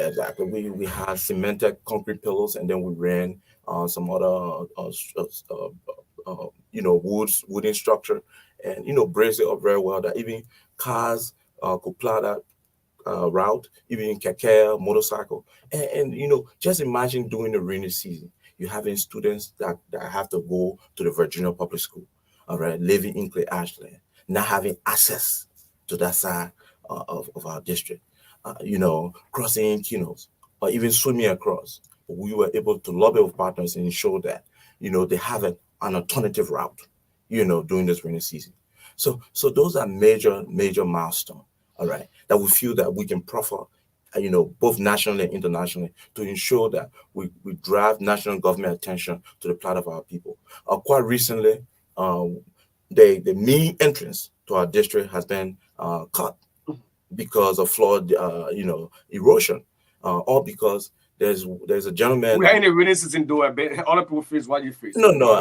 What I mean, that road has been there for many years. With have been abandoned by government, by leaders of the district. Not really abandoned. It's just that somebody took it upon themselves to go and build their home in a waterway, all right, in the swamp, and then redirected the water path.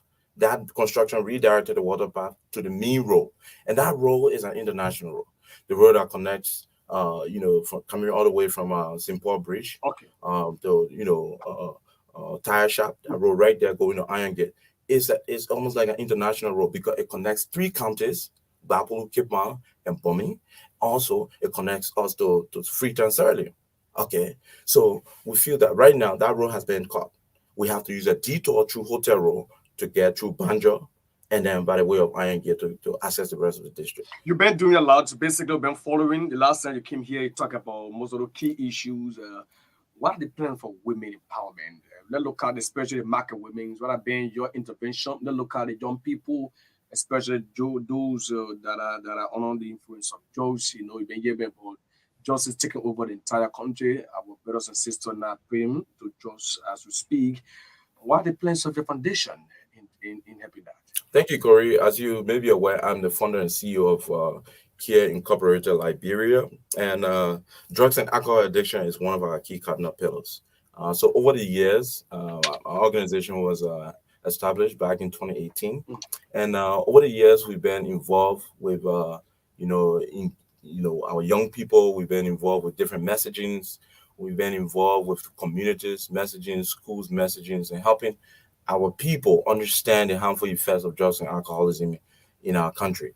Moby says we were also able to work with our national government in showing that the national drug law is passed by both houses, and thank goodness that has been achieved. And we can assure you that under our leadership, we're going to push for a full-scale rehabilitation center, because we believe that addiction is, cannot be just achieved. Overcoming addiction cannot just be achieved by an individual. It is a process, and it requires people to help those that are addicted across the recovery finish line. So we are going to do all we can to lobby both nationally and internationally, so that we can build a referral, not a referral, but a rehabilitation, drug and alcohol addiction rehabilitation center in Electoral District 17, where we can cater to the needs of many of our young people that have fallen prey to drug and alcohol addiction in our country. More to that, we've been working with our women in a very huge way. I previously mentioned our vocational and technical skills training has been predominantly women, because we feel that once our mothers are empowered, they are given something that even after October 10, 2023, you can't take from them, which is their human resource capacity, giving them knowledge. You can't take that away from them. Election come, election go, they're still going to be able to use the skills acquired to be able to sustain they and their family. So we've been tackling the issue of empowerment in that direction. Those are some of the things we want to do. We also want to see our young people being very industrious. We want to see our young people, being able to be competitive, and that is why we support education, and that is why we support the involvement of our young people in every decision making in our district.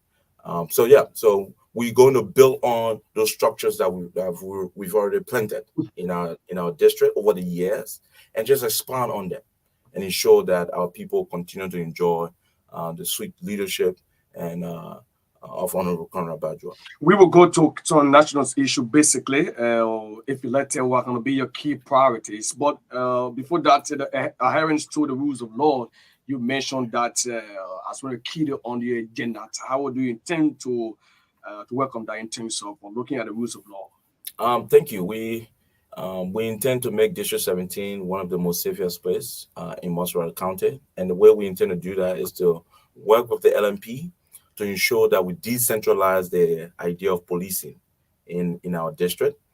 Meaning we want to have District 17 Police Detachment under the Liberian National Police, where every equipment, every logistic that we lobby for to come to our district, security logistics, should be painted and labeled D17.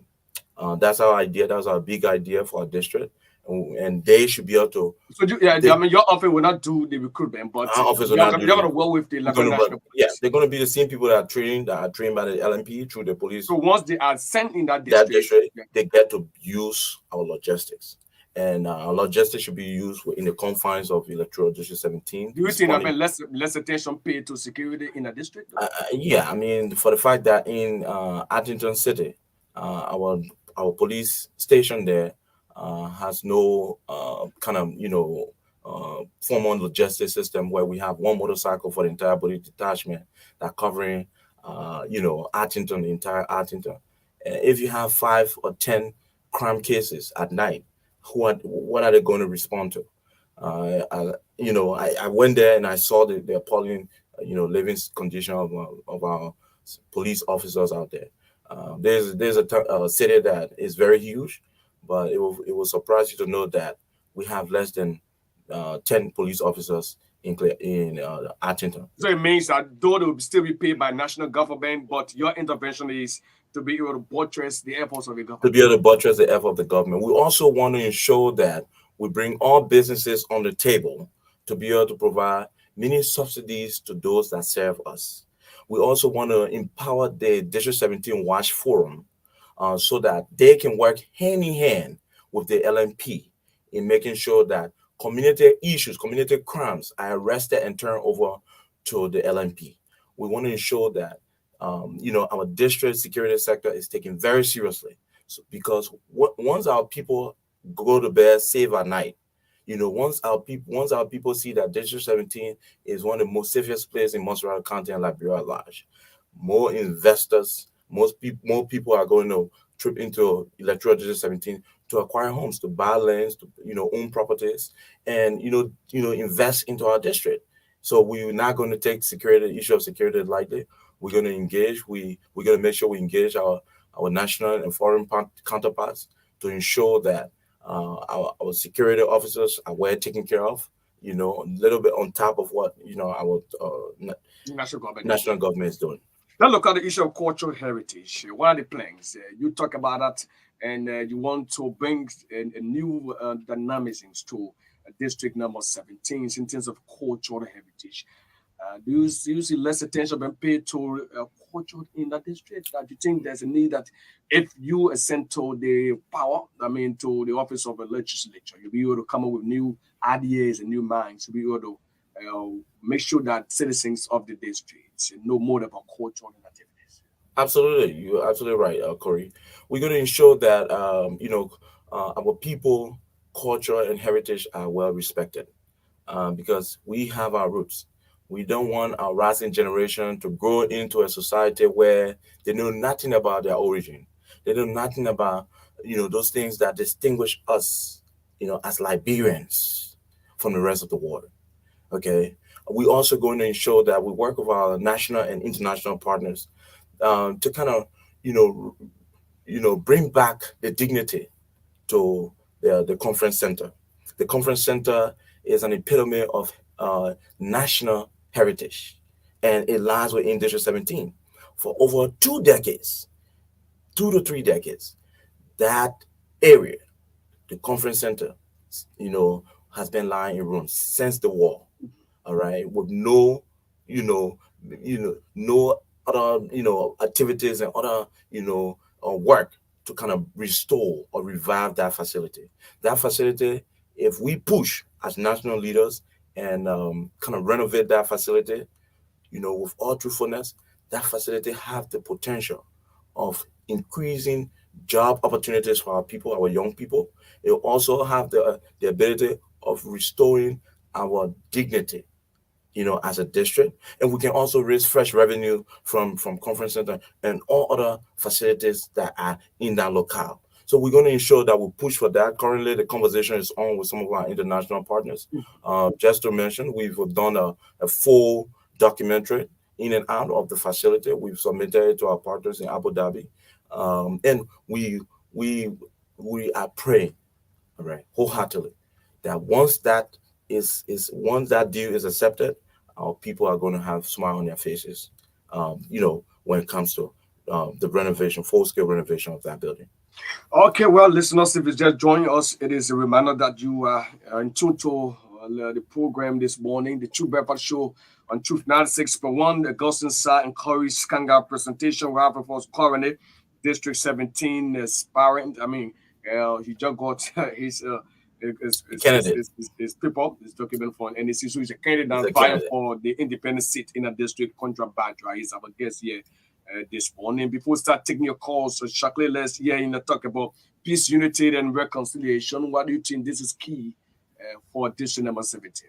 It's very key because over the years, our district has been polarized and, by so many political parties and all that. We need that melting pot. And that is why our people are gravitating towards a Conrad Badwa leadership, representative leadership, because they see us as that beacon of hope. Okay. Where we can bring everyone from, all sides of the coin together and work for the growth and development of Electoral District 17. Okay. So, and that's why we contest in the election as an independent candidate. Okay, now on any political party. Now on any political party. Let's go to the line. Let's take some calls quickly. Time is now good, Frank, in this business. 0776 764650. Again, 0776 764650. The name, where you join us from, please. Good morning. Good morning. My name is Brain Gola King Sanos, and I called in from Roeville this morning, District 17. I listened to your studio guest in Honorable Conrad Badra. He said it all. And in fact, I must tell you that he is the candidate of distinct. He is a distinct candidate in District 17. And as a matter of fact, he has changed a lot of dynamics when it comes to the political arena in District 17. Okay, thank you so much. So, you are residents of that place, and you think he has brought a lot in that district. 0776764650 to the next person. Good morning. Good morning. Let's say you quickly, no time. This is a minor boy from Florida. This is the one thing. Mm-hmm. Listen to your studio there. And Kennedy, why did I hear anything to talk about the current issue? Okay. Thank you. The current issue, he said you got to talk to that before you leave. Thank you so much. That's key. You want him to talk about his contribution to electricity in that district. That go to this person here this morning. Hello. Good morning. Good morning. Let's say it quickly. Thank you. This is Emmanuel Scotia, President of Ghana, Chair of the Reverend Dr. Moses Doyon, that district 17 and doing this morning for Banga. Quickly, let's say a question, if any.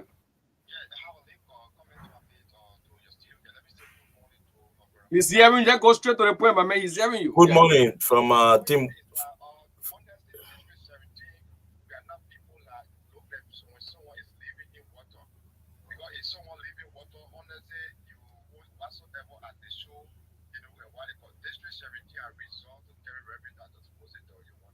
Okay, thank you. Takam come at the compound and arrange. Then they talk more about promoting your candidate. This is a guest in the studio. And of course, if you have issue, you want to promote your candidate, please come. We arrange with the office. We're gonna do all that we can to have you. Let's go to this person there quickly. We'll take about two or one more call. Then we'll go back to our guests. Please walk away from the radio. The feedback, sir. Good morning. Good morning. Yeah, Bishop, you need the radio, please. The feedback, sir. Please, can you walk away?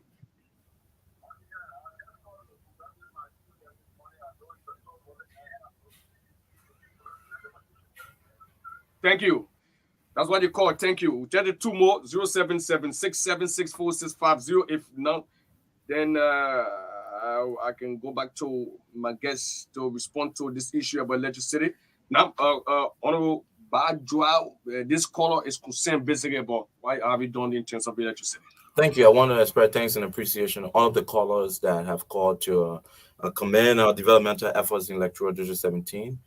We are on record for having most tangibles in our district, and the issue of electricity in our district is a cardinal concern, and we have been in the trenches. We are on record for being with the campaigners for affordable electricity in our district. As a matter of fact, we were fully involved with that process. And we also call on national government attention. We've been calling on our national government attention to, to bring electricity to Electoral District 17, because if you look at our population, our size, we are the second largest populated district in Moswara County. And for electricity to come and stop right to part of Banjo, and also from Bombing to come and start right to Chismondra Junction, who feels a disservice to our people. And we are going to continuously create that awareness, create that alignment, engage national government, call their attention, even at the level of the national legislature. We're going to ensure that District 17 have a voice on the floor of plenary, at the level of the national legislature, and ensure that we bring the issue of legislature and all other serious issues to the floor so that it can be adequately addressed. We also want to ensure that District 17, dignity is restored. To our caller from Team Wanta Camp, we want to tell you that our district has been drowning since the inception of our outgoing lawmaker. And as the result, our people have resolved to work with and elect our candidates, the Conrad Badjoa representative bid. So you can rest assured, our caller from Bauer College, we have, just last night I was in the Bauer College community meeting with schools of your leadership and other permanent residents. I can assure you that the community of Bauer College and all other community in our 7 settlements in Electoral District 17 are very close to our heart, and we're going to work assiduously in ensuring that the necessary dividend brought to our district. Thank you so much. In a minute, is there something that they want to clear off on today? Just a minute. We just want to thank you, the RCR family, for affording us the opportunity to speak to our people this morning and serve them breakfast. We want to encourage all of our supporters under my voice and people that are following via social media that we remain consistent. We remain very, very, committed to the developmental agenda of Electoral Justice 17. We want them to come all out in their numbers to join us in our harvest of our cassava farm of over 30 acres. We also want to, invite them to all of our medical outreaches. They can follow other radio stations that have carried out programs like Banner FM, like the RCI, Mondays and Fridays, from 8:50 p.m. to 9:50 p.m. And, follow our activities, across the Electoral Justice 17. We are going to continuously work on their behalf. We're not going to double down. We're taking this process very seriously, and we are, in the front seat in Electoral Justice 17. We're going to stay that way until after October 10, 2023. Thank you so much, Honorable Badu. I hope to have you again. Campaign opens very, very soon. Then we'll be bringing all those key issues that are concerned in the district. Thank you so much for coming on this morning. Have yourself a good day, sir. It's always a pleasure, Corey. Thank you. Thank you so much. And of course, he is district number 17, independent candidate. And he has been our guest here this morning. It has been an Augustine SAAH and KORRIES KARNGAR presentation on the Friday edition of the program. The Troop Breakfast Show will take a very short break with John Orange GSM, and they are the proud sponsor of this program as well, to be right back on the program. Please keep tuned and don't go away. Use 20% off all food prices. Adio, Agadio, Techno, I you see my power off for the yell. I get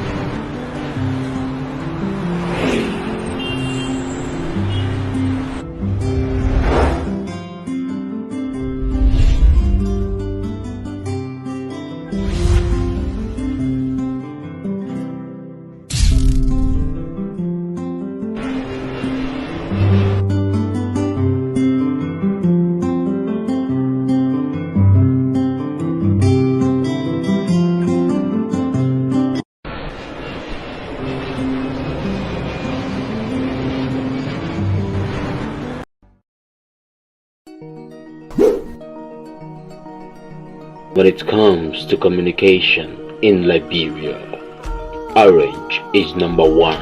Orange is the best. Orange is the best. Oh, Orange is the best. Orange is the best. Strongest network, widest coverage. Orange is the best. Fastest internet speed. Orange is the best. People, Orange is starting today. Why not have a little more fun? Why not use money this easily?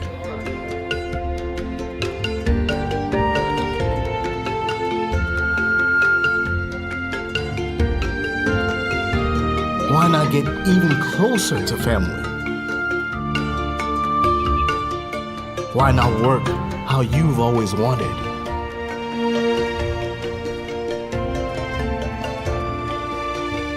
Fun, money.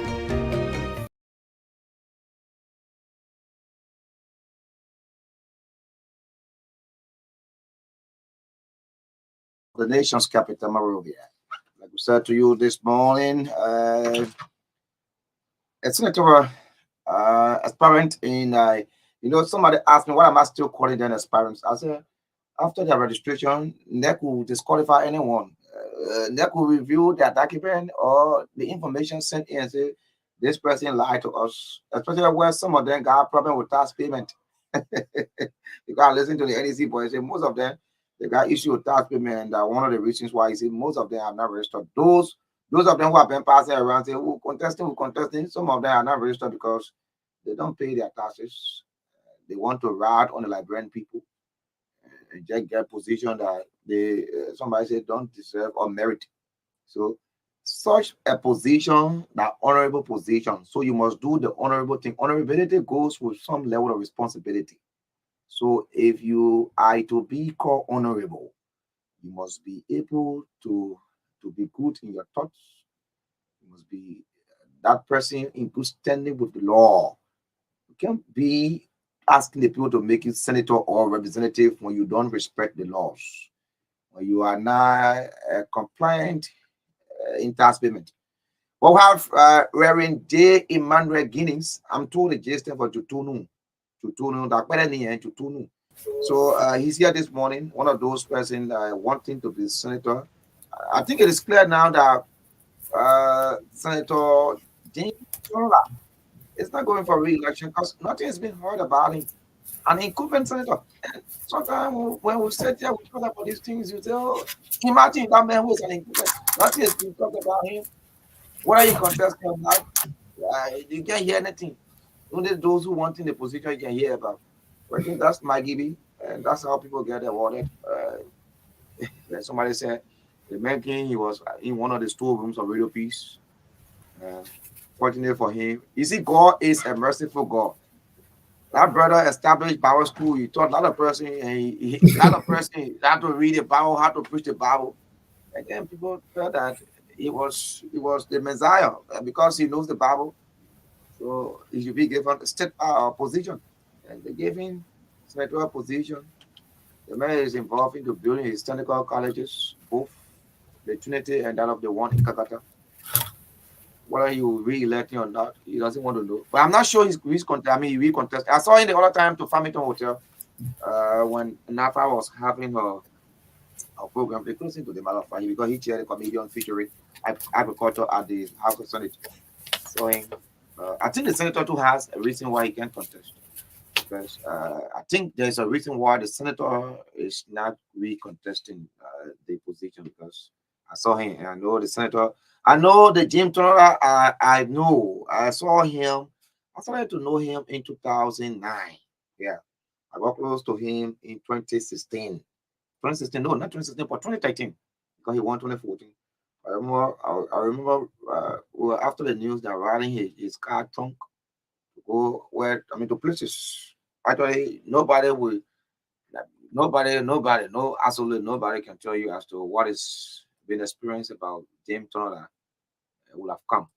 Because this is a man who, when he appears, you see decency, you see love, you see godly behavior in. Unfortunately, this brother has neglected the people of Magibi, not just Magibi. And we're not going to mix our voice. Sometimes, one time it was me say, Augustine, you've been advocating, you've been advocating somehow. We are senator, and I say, yeah. So you stay in advocate. I say, yeah. So maybe you were born to be senator, and I was born to be advocate, and that's why I'm still in my advocacy mood. So saying you were born to be senator, let's see as to 2024 you'll still be senator. But then we'll have Emmanuel Guinness, Reverend Emmanuel Guinness. I think from the Methodist Church. Good morning, Chief, and welcome to Chup FM.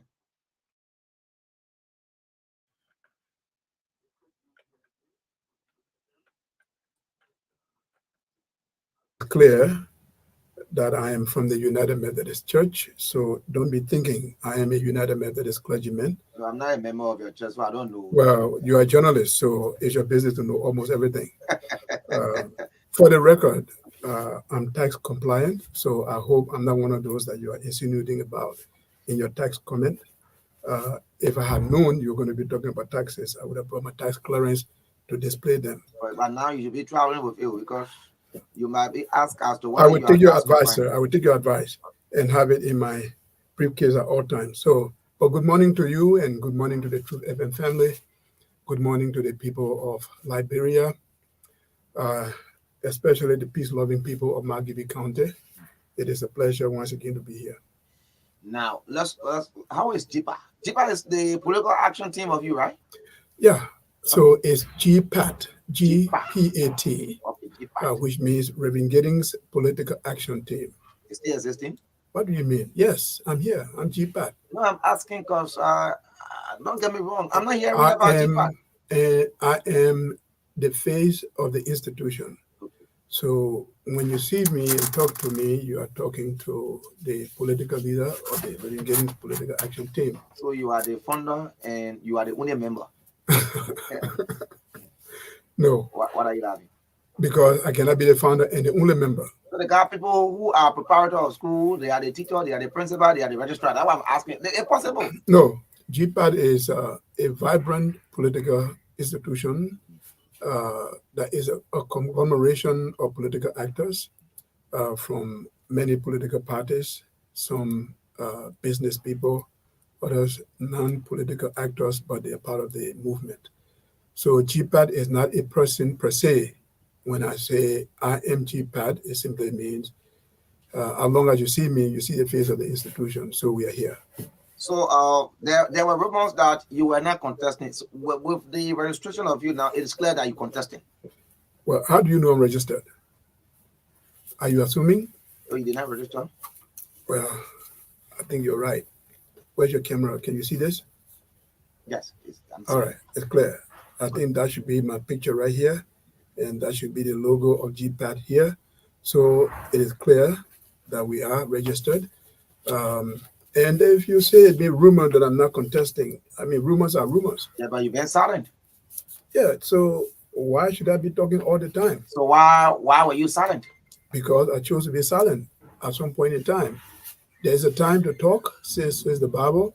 There's a time for everything. And we chose at some point in time to give other people the space to talk. From 2020 November until 2022 May, June, the name of Reverend Giddings was the predominant name in the county. And I'm sure you know of that. Not only in terms of politics, but in our participation in all spheres of life in the county, especially the sporting and educational aspects of the county's activities in life. So we were not the only contestants. We wanted to give some time for other people to come and show face and, get them on the stage and let them show what they have. Another reverend is reported to be owner representing the people of Margibi County. And you are another reverend coming for this same position. What are your reasons coming into politics? Why what? What are some of your reasons coming into politics? Okay, first let's go back to your issue of rumors. I want to make sure your listeners are clear. Rumors are rumors, right? They do not mean facts. Anyone that says Reverend Giddings is not contesting is a rumor. They have not had conversation with me. So you're asking me on national radio to clarify the rumor. And I've said to you that those rumors are false and misleading. So I just ask you that another reverend is reported to be owner representing the people of Margibi County. You are another man from, I think the both of you from the Methodist Church. That is that reverend. Okay. He is Reverend Tonola. I am Reverend Giddings. You are Augustine SAAH. I'm an advocate. Yeah. So just because you're an advocate doesn't mean the two reverends are the same. Okay. He's one reverend, I'm another. So I think you should judge him by his record, his history, his activities, and judge me and question me based on my record, my history, and my activities only. I will speak to mine. And so I'm sure you know for 20 years since I returned from the United States and got involved in our country and our country's recovery process and reconstruction and redevelopment, I have not been the talking type. I have pretty much done much of what I've done quietly, as a good citizen should do, in contributing to the human resource capacity development of our country through the premier adult literacy program, the Alphabet International, that over 20 years have quietly impacted over 500,000 people in all 15 counties of Liberia. That was a reverend doing that. Is that the reason why they should elect you senator of Margibi County? No, that's not the reason. I just want to say it's a different reverend. So why they should elect you senator of Margibi County? They should elect me senator of Margibi County because the time is right. I have gotten to where I believe I'm stable, I'm established, we're established, and I've achieved what I could in the private sector. And I believe that I have a lot of energy and innovation and ideas left in me, even after retirement, that I can contribute now to national development at the national level. Outside of politics? I believe politics is the biggest platform. It can be done anywhere.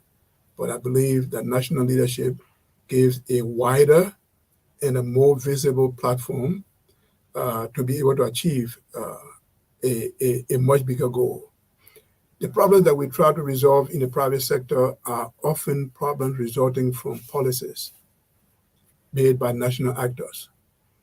Rather than being at the end of cleaning up problems created by policies, I want to go and be a part of making the policy and achieve, hopefully, a greater impact in my last few years of life exponentially, to ensure that the problems that we are encountering today as a nation, as a county and community, my name can be mentioned in the record that I did try my best at the national and private level to contribute to solutions, not to problems.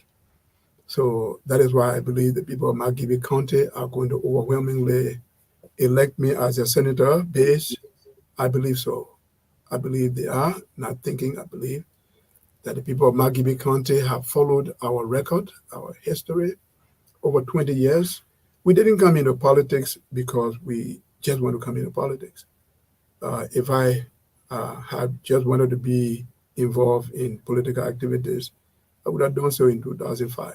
How do you intend to tackle the issue why we're asking this question continuously? Is because this is one of the issues being raised, and when you hear the government is not doing anything, this is one of the issue. How do you intend to tackle the issue of bread and butter? That is jobs. Job? Right. You said bread and butter. Right. I think when you say bread and butter, you're talking about jobs. You got the ability to get jobs? Augustine, you are a fine gentleman and a good investigative journalist. I'm sure you know my record of creating jobs, both in the private sector and in my own personal capacity. Not only did we create a good number of jobs, in the thousands of jobs for those who work with us in the Alphabet program, more than 3,500 jobs in 20 years. And in the LGM, Liberia Ghana Missions program, where we created close to 200 jobs privately. And of course, through the various enterprises I've created, the Punawini Technical Institute, that again created a job for more than 75 teachers. The Eagle Power Electricity Project that we ran, that created jobs for close to 150 people. Recent, I told you last time I was here that we created the Reverend Giddings Innovation Products, producing wheelbarrows that created jobs for more than 50 young people. We still have that running? We still have that running. Last time you asked me, and I told you, we still have it running, and I'm going to send you clips. No, I want to go see for myself. I don't want anything. You might have all videos, and my friend, because you want to come anytime. Come anytime, any day. Are they working there now? I am telling you, come. I will drive there after the show. If I don't see that, I will come back on the video and tell people that. No, don't come back. Take your OB crew with you. Go and see live. All right? So do I have the capacity to create jobs? Yes. It's innovation. You see, the idea or the argument that politics is a bad thing, people shouldn't get involved in politics, especially ministers, is an error. Politics is actually both a science and an art. It is not an experimental science. It is a science of observation, social science of observing behavior and adjusting accordingly. From the root of politics, which was proposed by Aristotle all the way back in ancient Greek days, it simply meant affairs of the cities, affairs of the cities that are discussed by citizens and decisions that are collectively derived and implementation by the citizens who made those decisions. So job creation is not a one-person thing. It's a political act or a political activity that requires political will, that requires mobilizing and consolidating the ideas of the people, bringing people together and having us discuss our problem. And our major problem in Margibi and anywhere in Liberia is bread and butter, jobs, work. People being able to make a living for themselves, being able to come home at the end of the day, have an income generating activity that make them dignify themselves. Their family can be proud of them.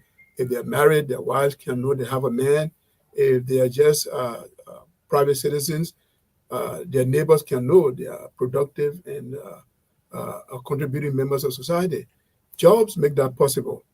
And those jobs, I'm going to finish my thought before you interrupt me, please. And those jobs are not just 8 to 5 kind of work. Job is anything a man or woman can do meaningfully, either part-time or full-time, that results in income to them that contributes to taking care of their family and taking care of a society and contributing to national development. So do we have the capacity to do that? Yes. As long as we have the capacity to lead, we have the capacity to innovate, and we have the capacity to apply politics at its roots, which means discuss the ideas and activities and affairs of the community, the county, the district, and the nation. Once we have that capacity, we will find solutions to our problems, which is jobs. Now, I always told people that I love to interview religious people, especially people who are reverends, pastors, because they don't lie. These are people that believe they don't lie. Well, because the Bible hates that God. What have you? I said this because I know you're going to give me the honorable answer, that is the unique answer, and you are not one person, because for your position as a reverend, you're not supposed to lie to anybody. You're not supposed to lie. Nobody's supposed to lie. Okay, so yeah. So what have you identified as that stumbling block to your election as senator of Margibi County? Stumbling block? Right. You don't want me to lie, right? No. Okay. You want the truth? I want the truth. The truth is that I see none. Really? No.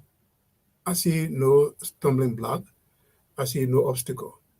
For you being elected as senator? Correct. Nothing you see? Nothing I see. That's standing your way? Absolutely nothing. Zero. Then what are you not realizing on? Why? Because you see, when God promised, you talk about pastors and Bible, right? Right. When God promised the children of Israel that the promised land belonged to them, they didn't go home and sleep. They had to go and take it, even though God said it's for you. Now, just because there are challenges along the way, those challenges do not amount to stumbling blocks or obstacles to prevent you from achieving the goal. They are there, they are challenges, but we must walk through those challenges. And I tend to look through the challenges. I do not look at the challenges. Okay. When you look at the challenges, they overwhelm you, they make you scared, they make you afraid to move forward. But I look through the challenges towards the end. The end is that the Margibians are going to elect Reverend Giddings as their next senator. And with that end in mind, everything is just become a part of the process. You don't see the reverend that is currently there, that is reporter of misrepresenting, that's fielding the people of Margibi County. Again, you don't see his position to Chief, hinder your election. Chief, I think Margibians and Liberians are smart and good people. You try another reverend? they will try another person. Another reverend. Another person. That could not be you. It is me. I'm a reverend, but I don't want you to just stick on the word reverend. The reason why I'm asking this, when you go to a process, there will be people that will say, yeah, we'll accept this man because he's a man of God, because they believe you are humble, you will do the just honorable thing. And that's why I'm asking. This reverend is being talked about, Senator Tora. He's been talking about not doing the honorable thing. He has failed the county. Can we talk about Reverend Giddings? So I'm asking you, what are his failure? That if he failed, that is his failure. And you think another reverend will be trusted? I will be trusted. I don't know about another reverend. I know about me. That's why I'm asking you, Reverend Giddings will be trusted. That's definitely, yes. Now you come into my point. So our Reverend Giddings will be trusted and can be trusted based on my record, based on my history. Once you review my history and my record, you will not just talk about any other reverend. I'm not just any other reverend. I do not need to be where I am. I am going to be where I am as minister in government because that is what God wants me to do at this point in time. I'm not looking for a job. What will happen if you don't win this election? Did you say if? Well, you can choose to use if I don't win. But I know I'm going to win. But for the benefit of the doubt that you have, just in case that ever happens, which is far from reality, I will just go and continue doing what I'm doing, contributing to my nation's development, continuing to advocate for the poor, continuing to work for the underprivileged, the vulnerable in society. Nothing changes. Continue to do my businesses. I think the only thing that might be a little different might be that the pressure on me will reduce significantly because then I have just me and my family. So now you have pressure. Of course, public service is pressure. Pressure just eyes. Once you decide you're going to serve the people, you put yourself in the position of being under pressure and tension. Are you one person? Are you one person that because I listened to one lawmaker, he said he doesn't leave his house. He said every morning people to his house, in the afternoon people there begging, in the evening people begging. You in such a condition? I've lived in that situation for 20 years since I returned to Liberia. Begging you? Well, begging, asking, and that is why I want to be in government, because there should come a time that people stop begging. And I think the role of leaders in government is not to keep the people begging. It's to help the people not to beg. It is not dignifying. It is inhumane. It is mean, wicked, evil, selfish to have our people constantly begging those of us who are leaders. It's painful to look at it. It's dehumanizing. I don't like that feeling. I don't like the look of it. I don't like what it sounds and feels like. So part of my job as a national leader in the political space is going to be to reduce as much as possible in my capacity the number of people that will be at my door asking me for help. I want to reduce that. You get a job. Not only give them job, I'm going to fight hard to make sure they find ways to take care of themselves. Whether that is through entrepreneurial development, through attracting of industries here in Liberia, attracting investment, whether it's through small-scale businesses that we help to create, as long as I can reduce the number of people that go to other people for help, that can rely on themselves. I believe in self-reliance, self-determination, and self-sufficiency. People must be able to have sufficient unto themselves based on their level. Everybody not at the same level. When you engage by any of the political institutions, if yes, why did you choose to not accept any of the political parties to contest on? You had the CDC, you had the Unity Party, the ANC. My man, you said any of the other political institutions. Right. So I know there are plenty, okay? And there are more than 46. So yes, I have been approached and I'm friends and in conversations with major political institutions. The ANC? The ANC, we have conversations. If you want to be specific, I don't know why you want to be specific. The CDC. My friend, I said, yes, we'll be in conversations with political institutions. Why am I independent? Because I believe that I have friends and people who trust and believe in me in all, if not many, of the political institutions. And choosing one political path will automatically, to some extent, alienate, discriminate, and create unnecessary political rivalry. I'm an independent thinker, and I am looking for institutions that share my ideology and my views and my values in life. And if those institutions are political institutions with which I can align, then we work together, either as partners, collaborators, and not necessarily members of the same institution. Now, when it comes to the election, I don't want to lose votes of people who believe in me and love me simply because I wore a particular political garment. There's a particular political garment that will tell somebody, that man is now a sedition. He is now, a member of the PUP. So, and PUP is not our friend. Yeah, because I was taking you there because they say that's the Pelepo party, the PUP. They say that the Pele party, especially where said no way to Pele man and thinking that you were going to contest on the PUP as senator. But let's do that. Does PUP mean Pele United Party? Is that what it means? It didn't say Pele United Party. Political leader PUP. the political leader Yeah, but the funders of the party that Pele man created a party for the people. That's why he called it the People's Unification Party. It's the people. You didn't see any lottery for you going on that party ticket? I just said I love my independence for now and working with all of the parties that are in the interest of the Liberian people. There is a supporter that said on one of our platforms. Is my answer clear? Is my answer clear? What you said, the PUP is not the political party, it's the people party. So it's the people's party. Okay. So I will take that once. Thank that's what you you got for me. I'll take it, no problem. Thank you. But one of your supporters said they will support you for the Pele votes. Well, they can show you of the Basel votes, the Kisi votes, the Maningo votes. For the Pele votes, they will give it to you. But you just answered my question. You just made my point. So if one of my supporters is supporting me for the Pele vote, because this is a man who sat here and said he will support McGill from the other side, but when it comes to the Pelepo, he will support it because it seems to be the Pele candidate now in the country. Augustine, I want the Pele vote, so I have Pele friends. I want the Mandingo vote, so I speak the Mandingo. Nimanyaka fola, kobe, manyaka newula, nisoma, nitele. We speak that one. And you don't go further than that. I do more than that. You want to get into it, let's try. Okay. All right, but we do the Mandingo vote. I want the Kisi vote. Like we said, I want that one. I want the Loma vote. Wanae, I want that one there. I want the Baza vote. So, yeah, in the Mwe area too, in Grand in Magibi.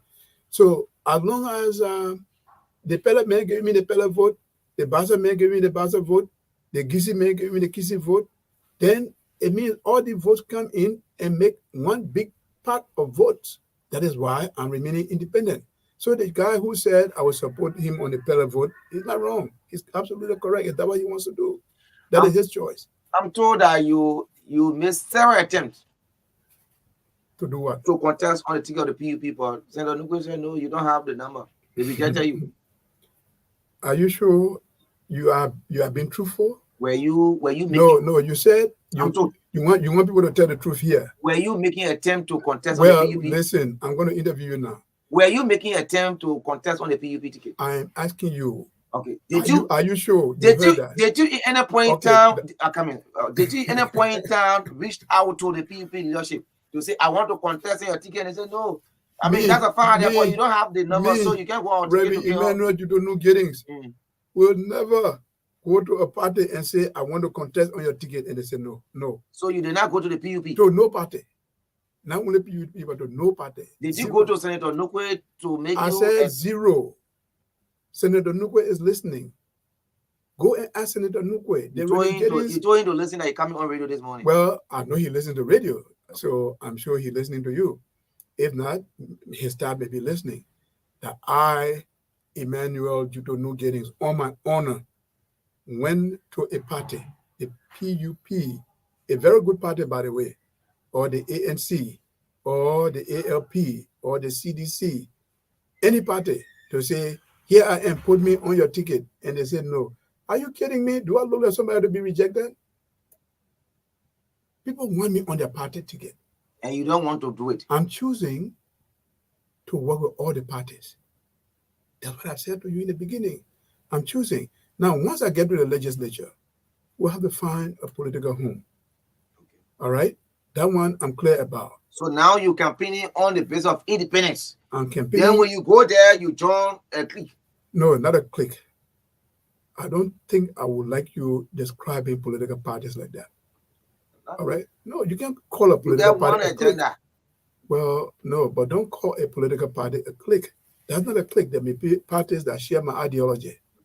So I want to find political parties which I'm beginning to weigh which are the parties I'm really going to align with. And that could be the PUP.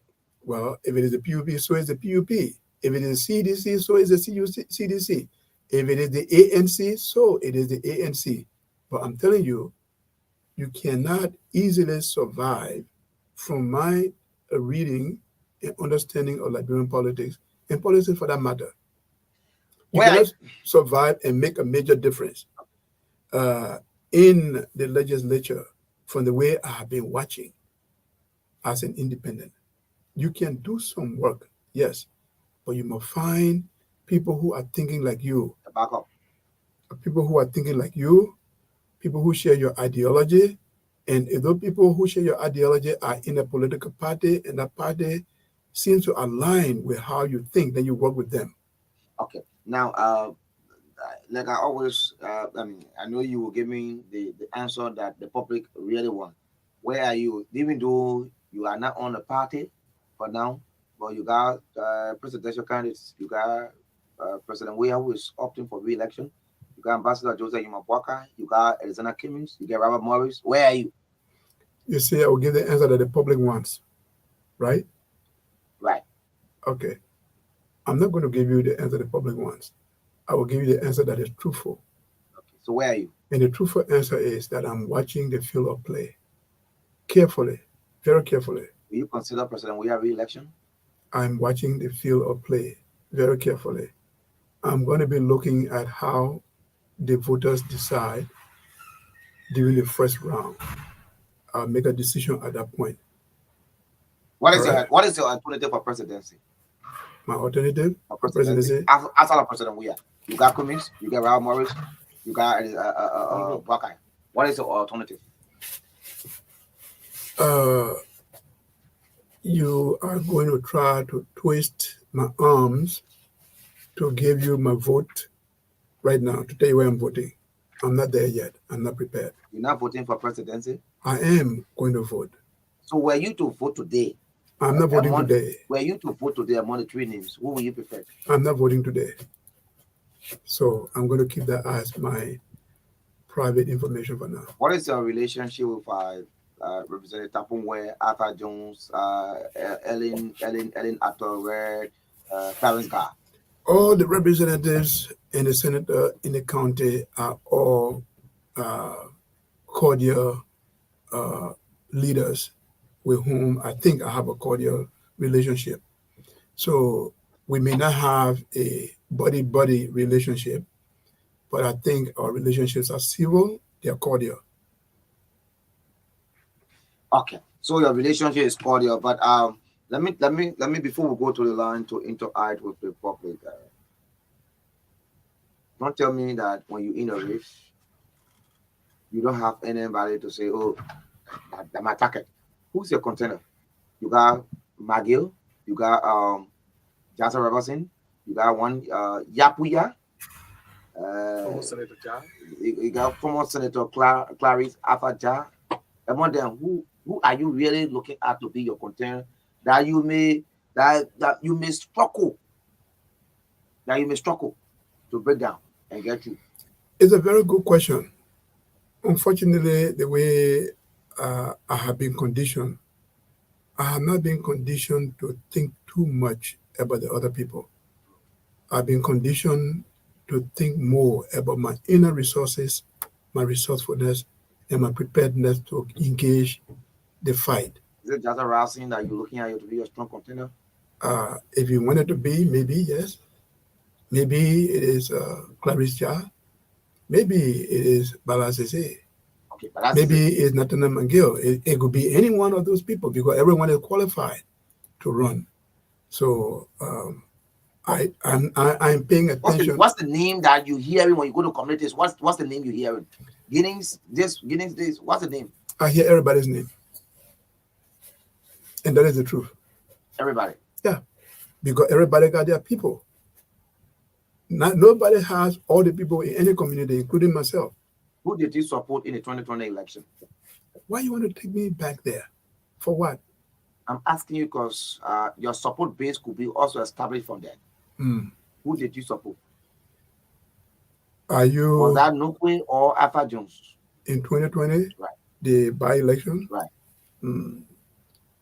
I supported the winning candidate. Nukwe? The winning candidate. But Nukwe won. Nukwe is the winning candidate. So why can't you go ahead and So I definitely supported Senator Nukwe. And you expecting him to support you? Oh, yes. I believe he will support me. Have you engaged him? Not really. You asked me that question before, and I told you not really. It may be time to do so. So we're going to see. Do you have an intention to engage him for he to support you? Support me like how? Maybe to go like the way you went in the field, I guess, you to campaign for him. For him to go in the field and campaign for you as well. Everything has time. 077. So we're watching the time. Okay. 077-629-6659. 077-629-6659. We have Reverend Jutonu Emmanuel Ginnings. Emmanuel Jutonu Ginnings. Okay. Emmanuel Jutonu Ginnings. Yes. Wait. Reverend, please. I did that. I said Reverend. Okay. Yeah, another Reverend. I just want to be sure. Another Reverend is out for the senatorial position of Martin County. Good morning.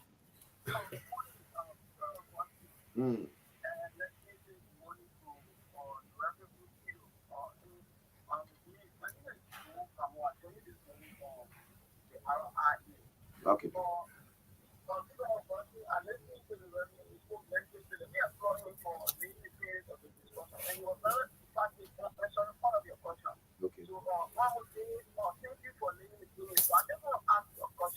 Yes, sir.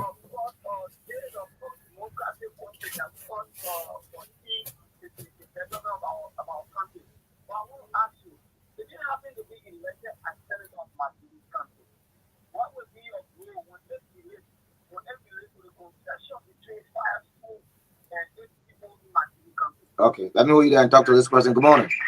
No, you have to go away from the monitor. Good morning, let's hear you. My name is J.R. Engineer. I'm calling you from Investigation Center. Let's hear you, Allison. Okay, let me say good morning to your studio guys in person of Reverend Children Gwendier. Good morning. I have a question for Reverend Guinea. Reverend, I want to ask you, can you give a tangible account of the ratio selling that is for your friend? Okay, I think you got that question. Good morning. Good morning. Yeah, good morning. Good morning, let's hear you. Yeah, I'm something for the nation capital. Okay. Let me say, good morning to your studio guys. Our Reverend of all the time. But let me just say this to you this morning. We didn't know for Reverend in our country because our country elected the first Reverend James L. Sonola, and still the people of Kiriso. For now, we need no Reverend for our country. Asking that question, let me hear you finally. Let me talk to this person. Good morning. Good morning. All right, finally, let me talk to this person. We can't hold the line for others. Good morning. Let me talk to Emmett Hammer. Emmett, good morning. Good morning.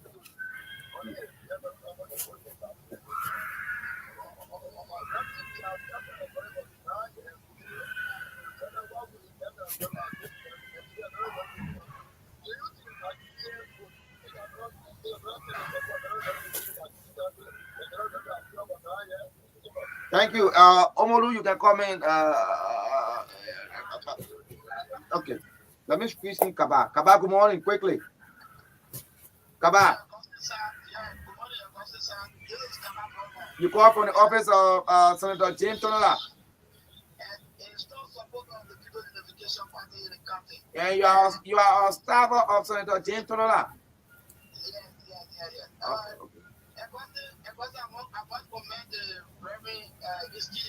I went to show the Reverend that the people in the application party will stay with the Senator in the county because the party is the support base county of the party because you know the process in 2014 and 2020 the people in the application party are all from Maggie. And this time around, forget about 2014 you brought on and you see the results. So yeah.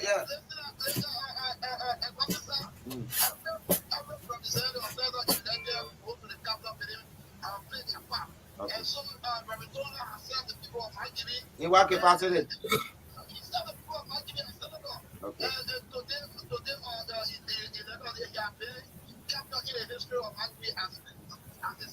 Okay, let me talk to Jacob up here.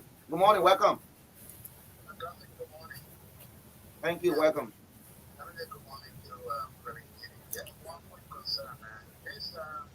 School in Maggie County was suspended by the Guinness Polytechnic.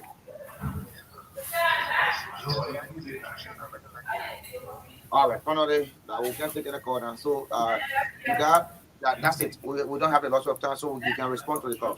I mean, the question. Okay, thank you very much. Let me start with JKB's question, which is the last. Yeah. The Giddings Polytechnic is funded and co-owned by A. Giddings, not Reverend Emmanuel Giddings. A relative of you? Giddings is our one family. So yes, it's a relative. So any situation involving the Giddings Polytechnic is a Giddings Polytechnic in Kakata situation. I know nothing about it, and I have no ownership, and am not directly involved in the management of the Polytechnic. The Polytechnic has its own staff. I run my own institution called Punawani Technical Institute. That's different for the Giddings Polytechnic in Kakata. Having said that, I must applaud the innovation of my nephew, Dafe Giddings, and the team with whom he worked to create the Polytechnic. Whatever led to the suspension of their license, I tried to call there yesterday to the one of the administrators to find out what's going on, because people have been calling me to find out whether they had any bearing on me directly or indirectly. Okay. So it's just a name. All right. Okay. We got, It's like a SAAH. The SAAHs are many. Right. Okay. So the issue of Reverend being in politics, I heard at least 2 or 3 persons. So they don't want Reverend again. And you said that also. So that means like. So I ask you as to what is not going to be a stumbling block for you. And I say it is not. Because it means nobody should go into politics. Because many business people, many politicians have failed. So if you say because one reverend, and I don't know what you mean by fail, you heard the Reverend Stafford say he played his part. If you ask Reverend Tonola, he wouldn't say he failed. He would say, I played my part. He played his part. So Liberians or anyone that's saying because one reverend is said to have failed the people, so no reverend should go into politics, it means no politician should go into politics, because many politicians have failed the people. Many business people, people who left their businesses and went into politics, we don't see what they do. So don't hang this thing on the reverends. That was one person.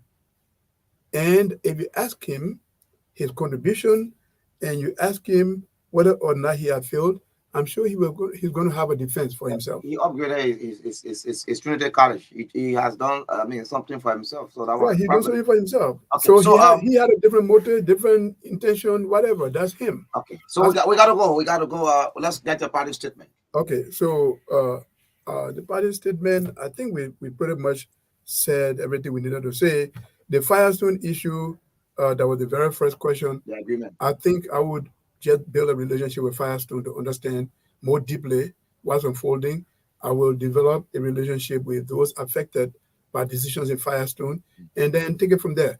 But I'm not going to get into a situation blindly without knowing the details.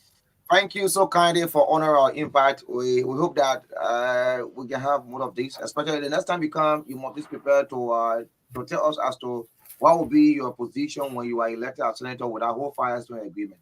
Oh, definitely, yes. Reverend Emmanuel Guinness, been here on the last segment of the True Breakfast Show. Thank you so kindly for your listening role. It has been Augustine SAAH KORRIES KARNGAR, edition of the TBS. And the show takes it a weekend break to be back Monday with another team who have a pleasant and a lovely weekend.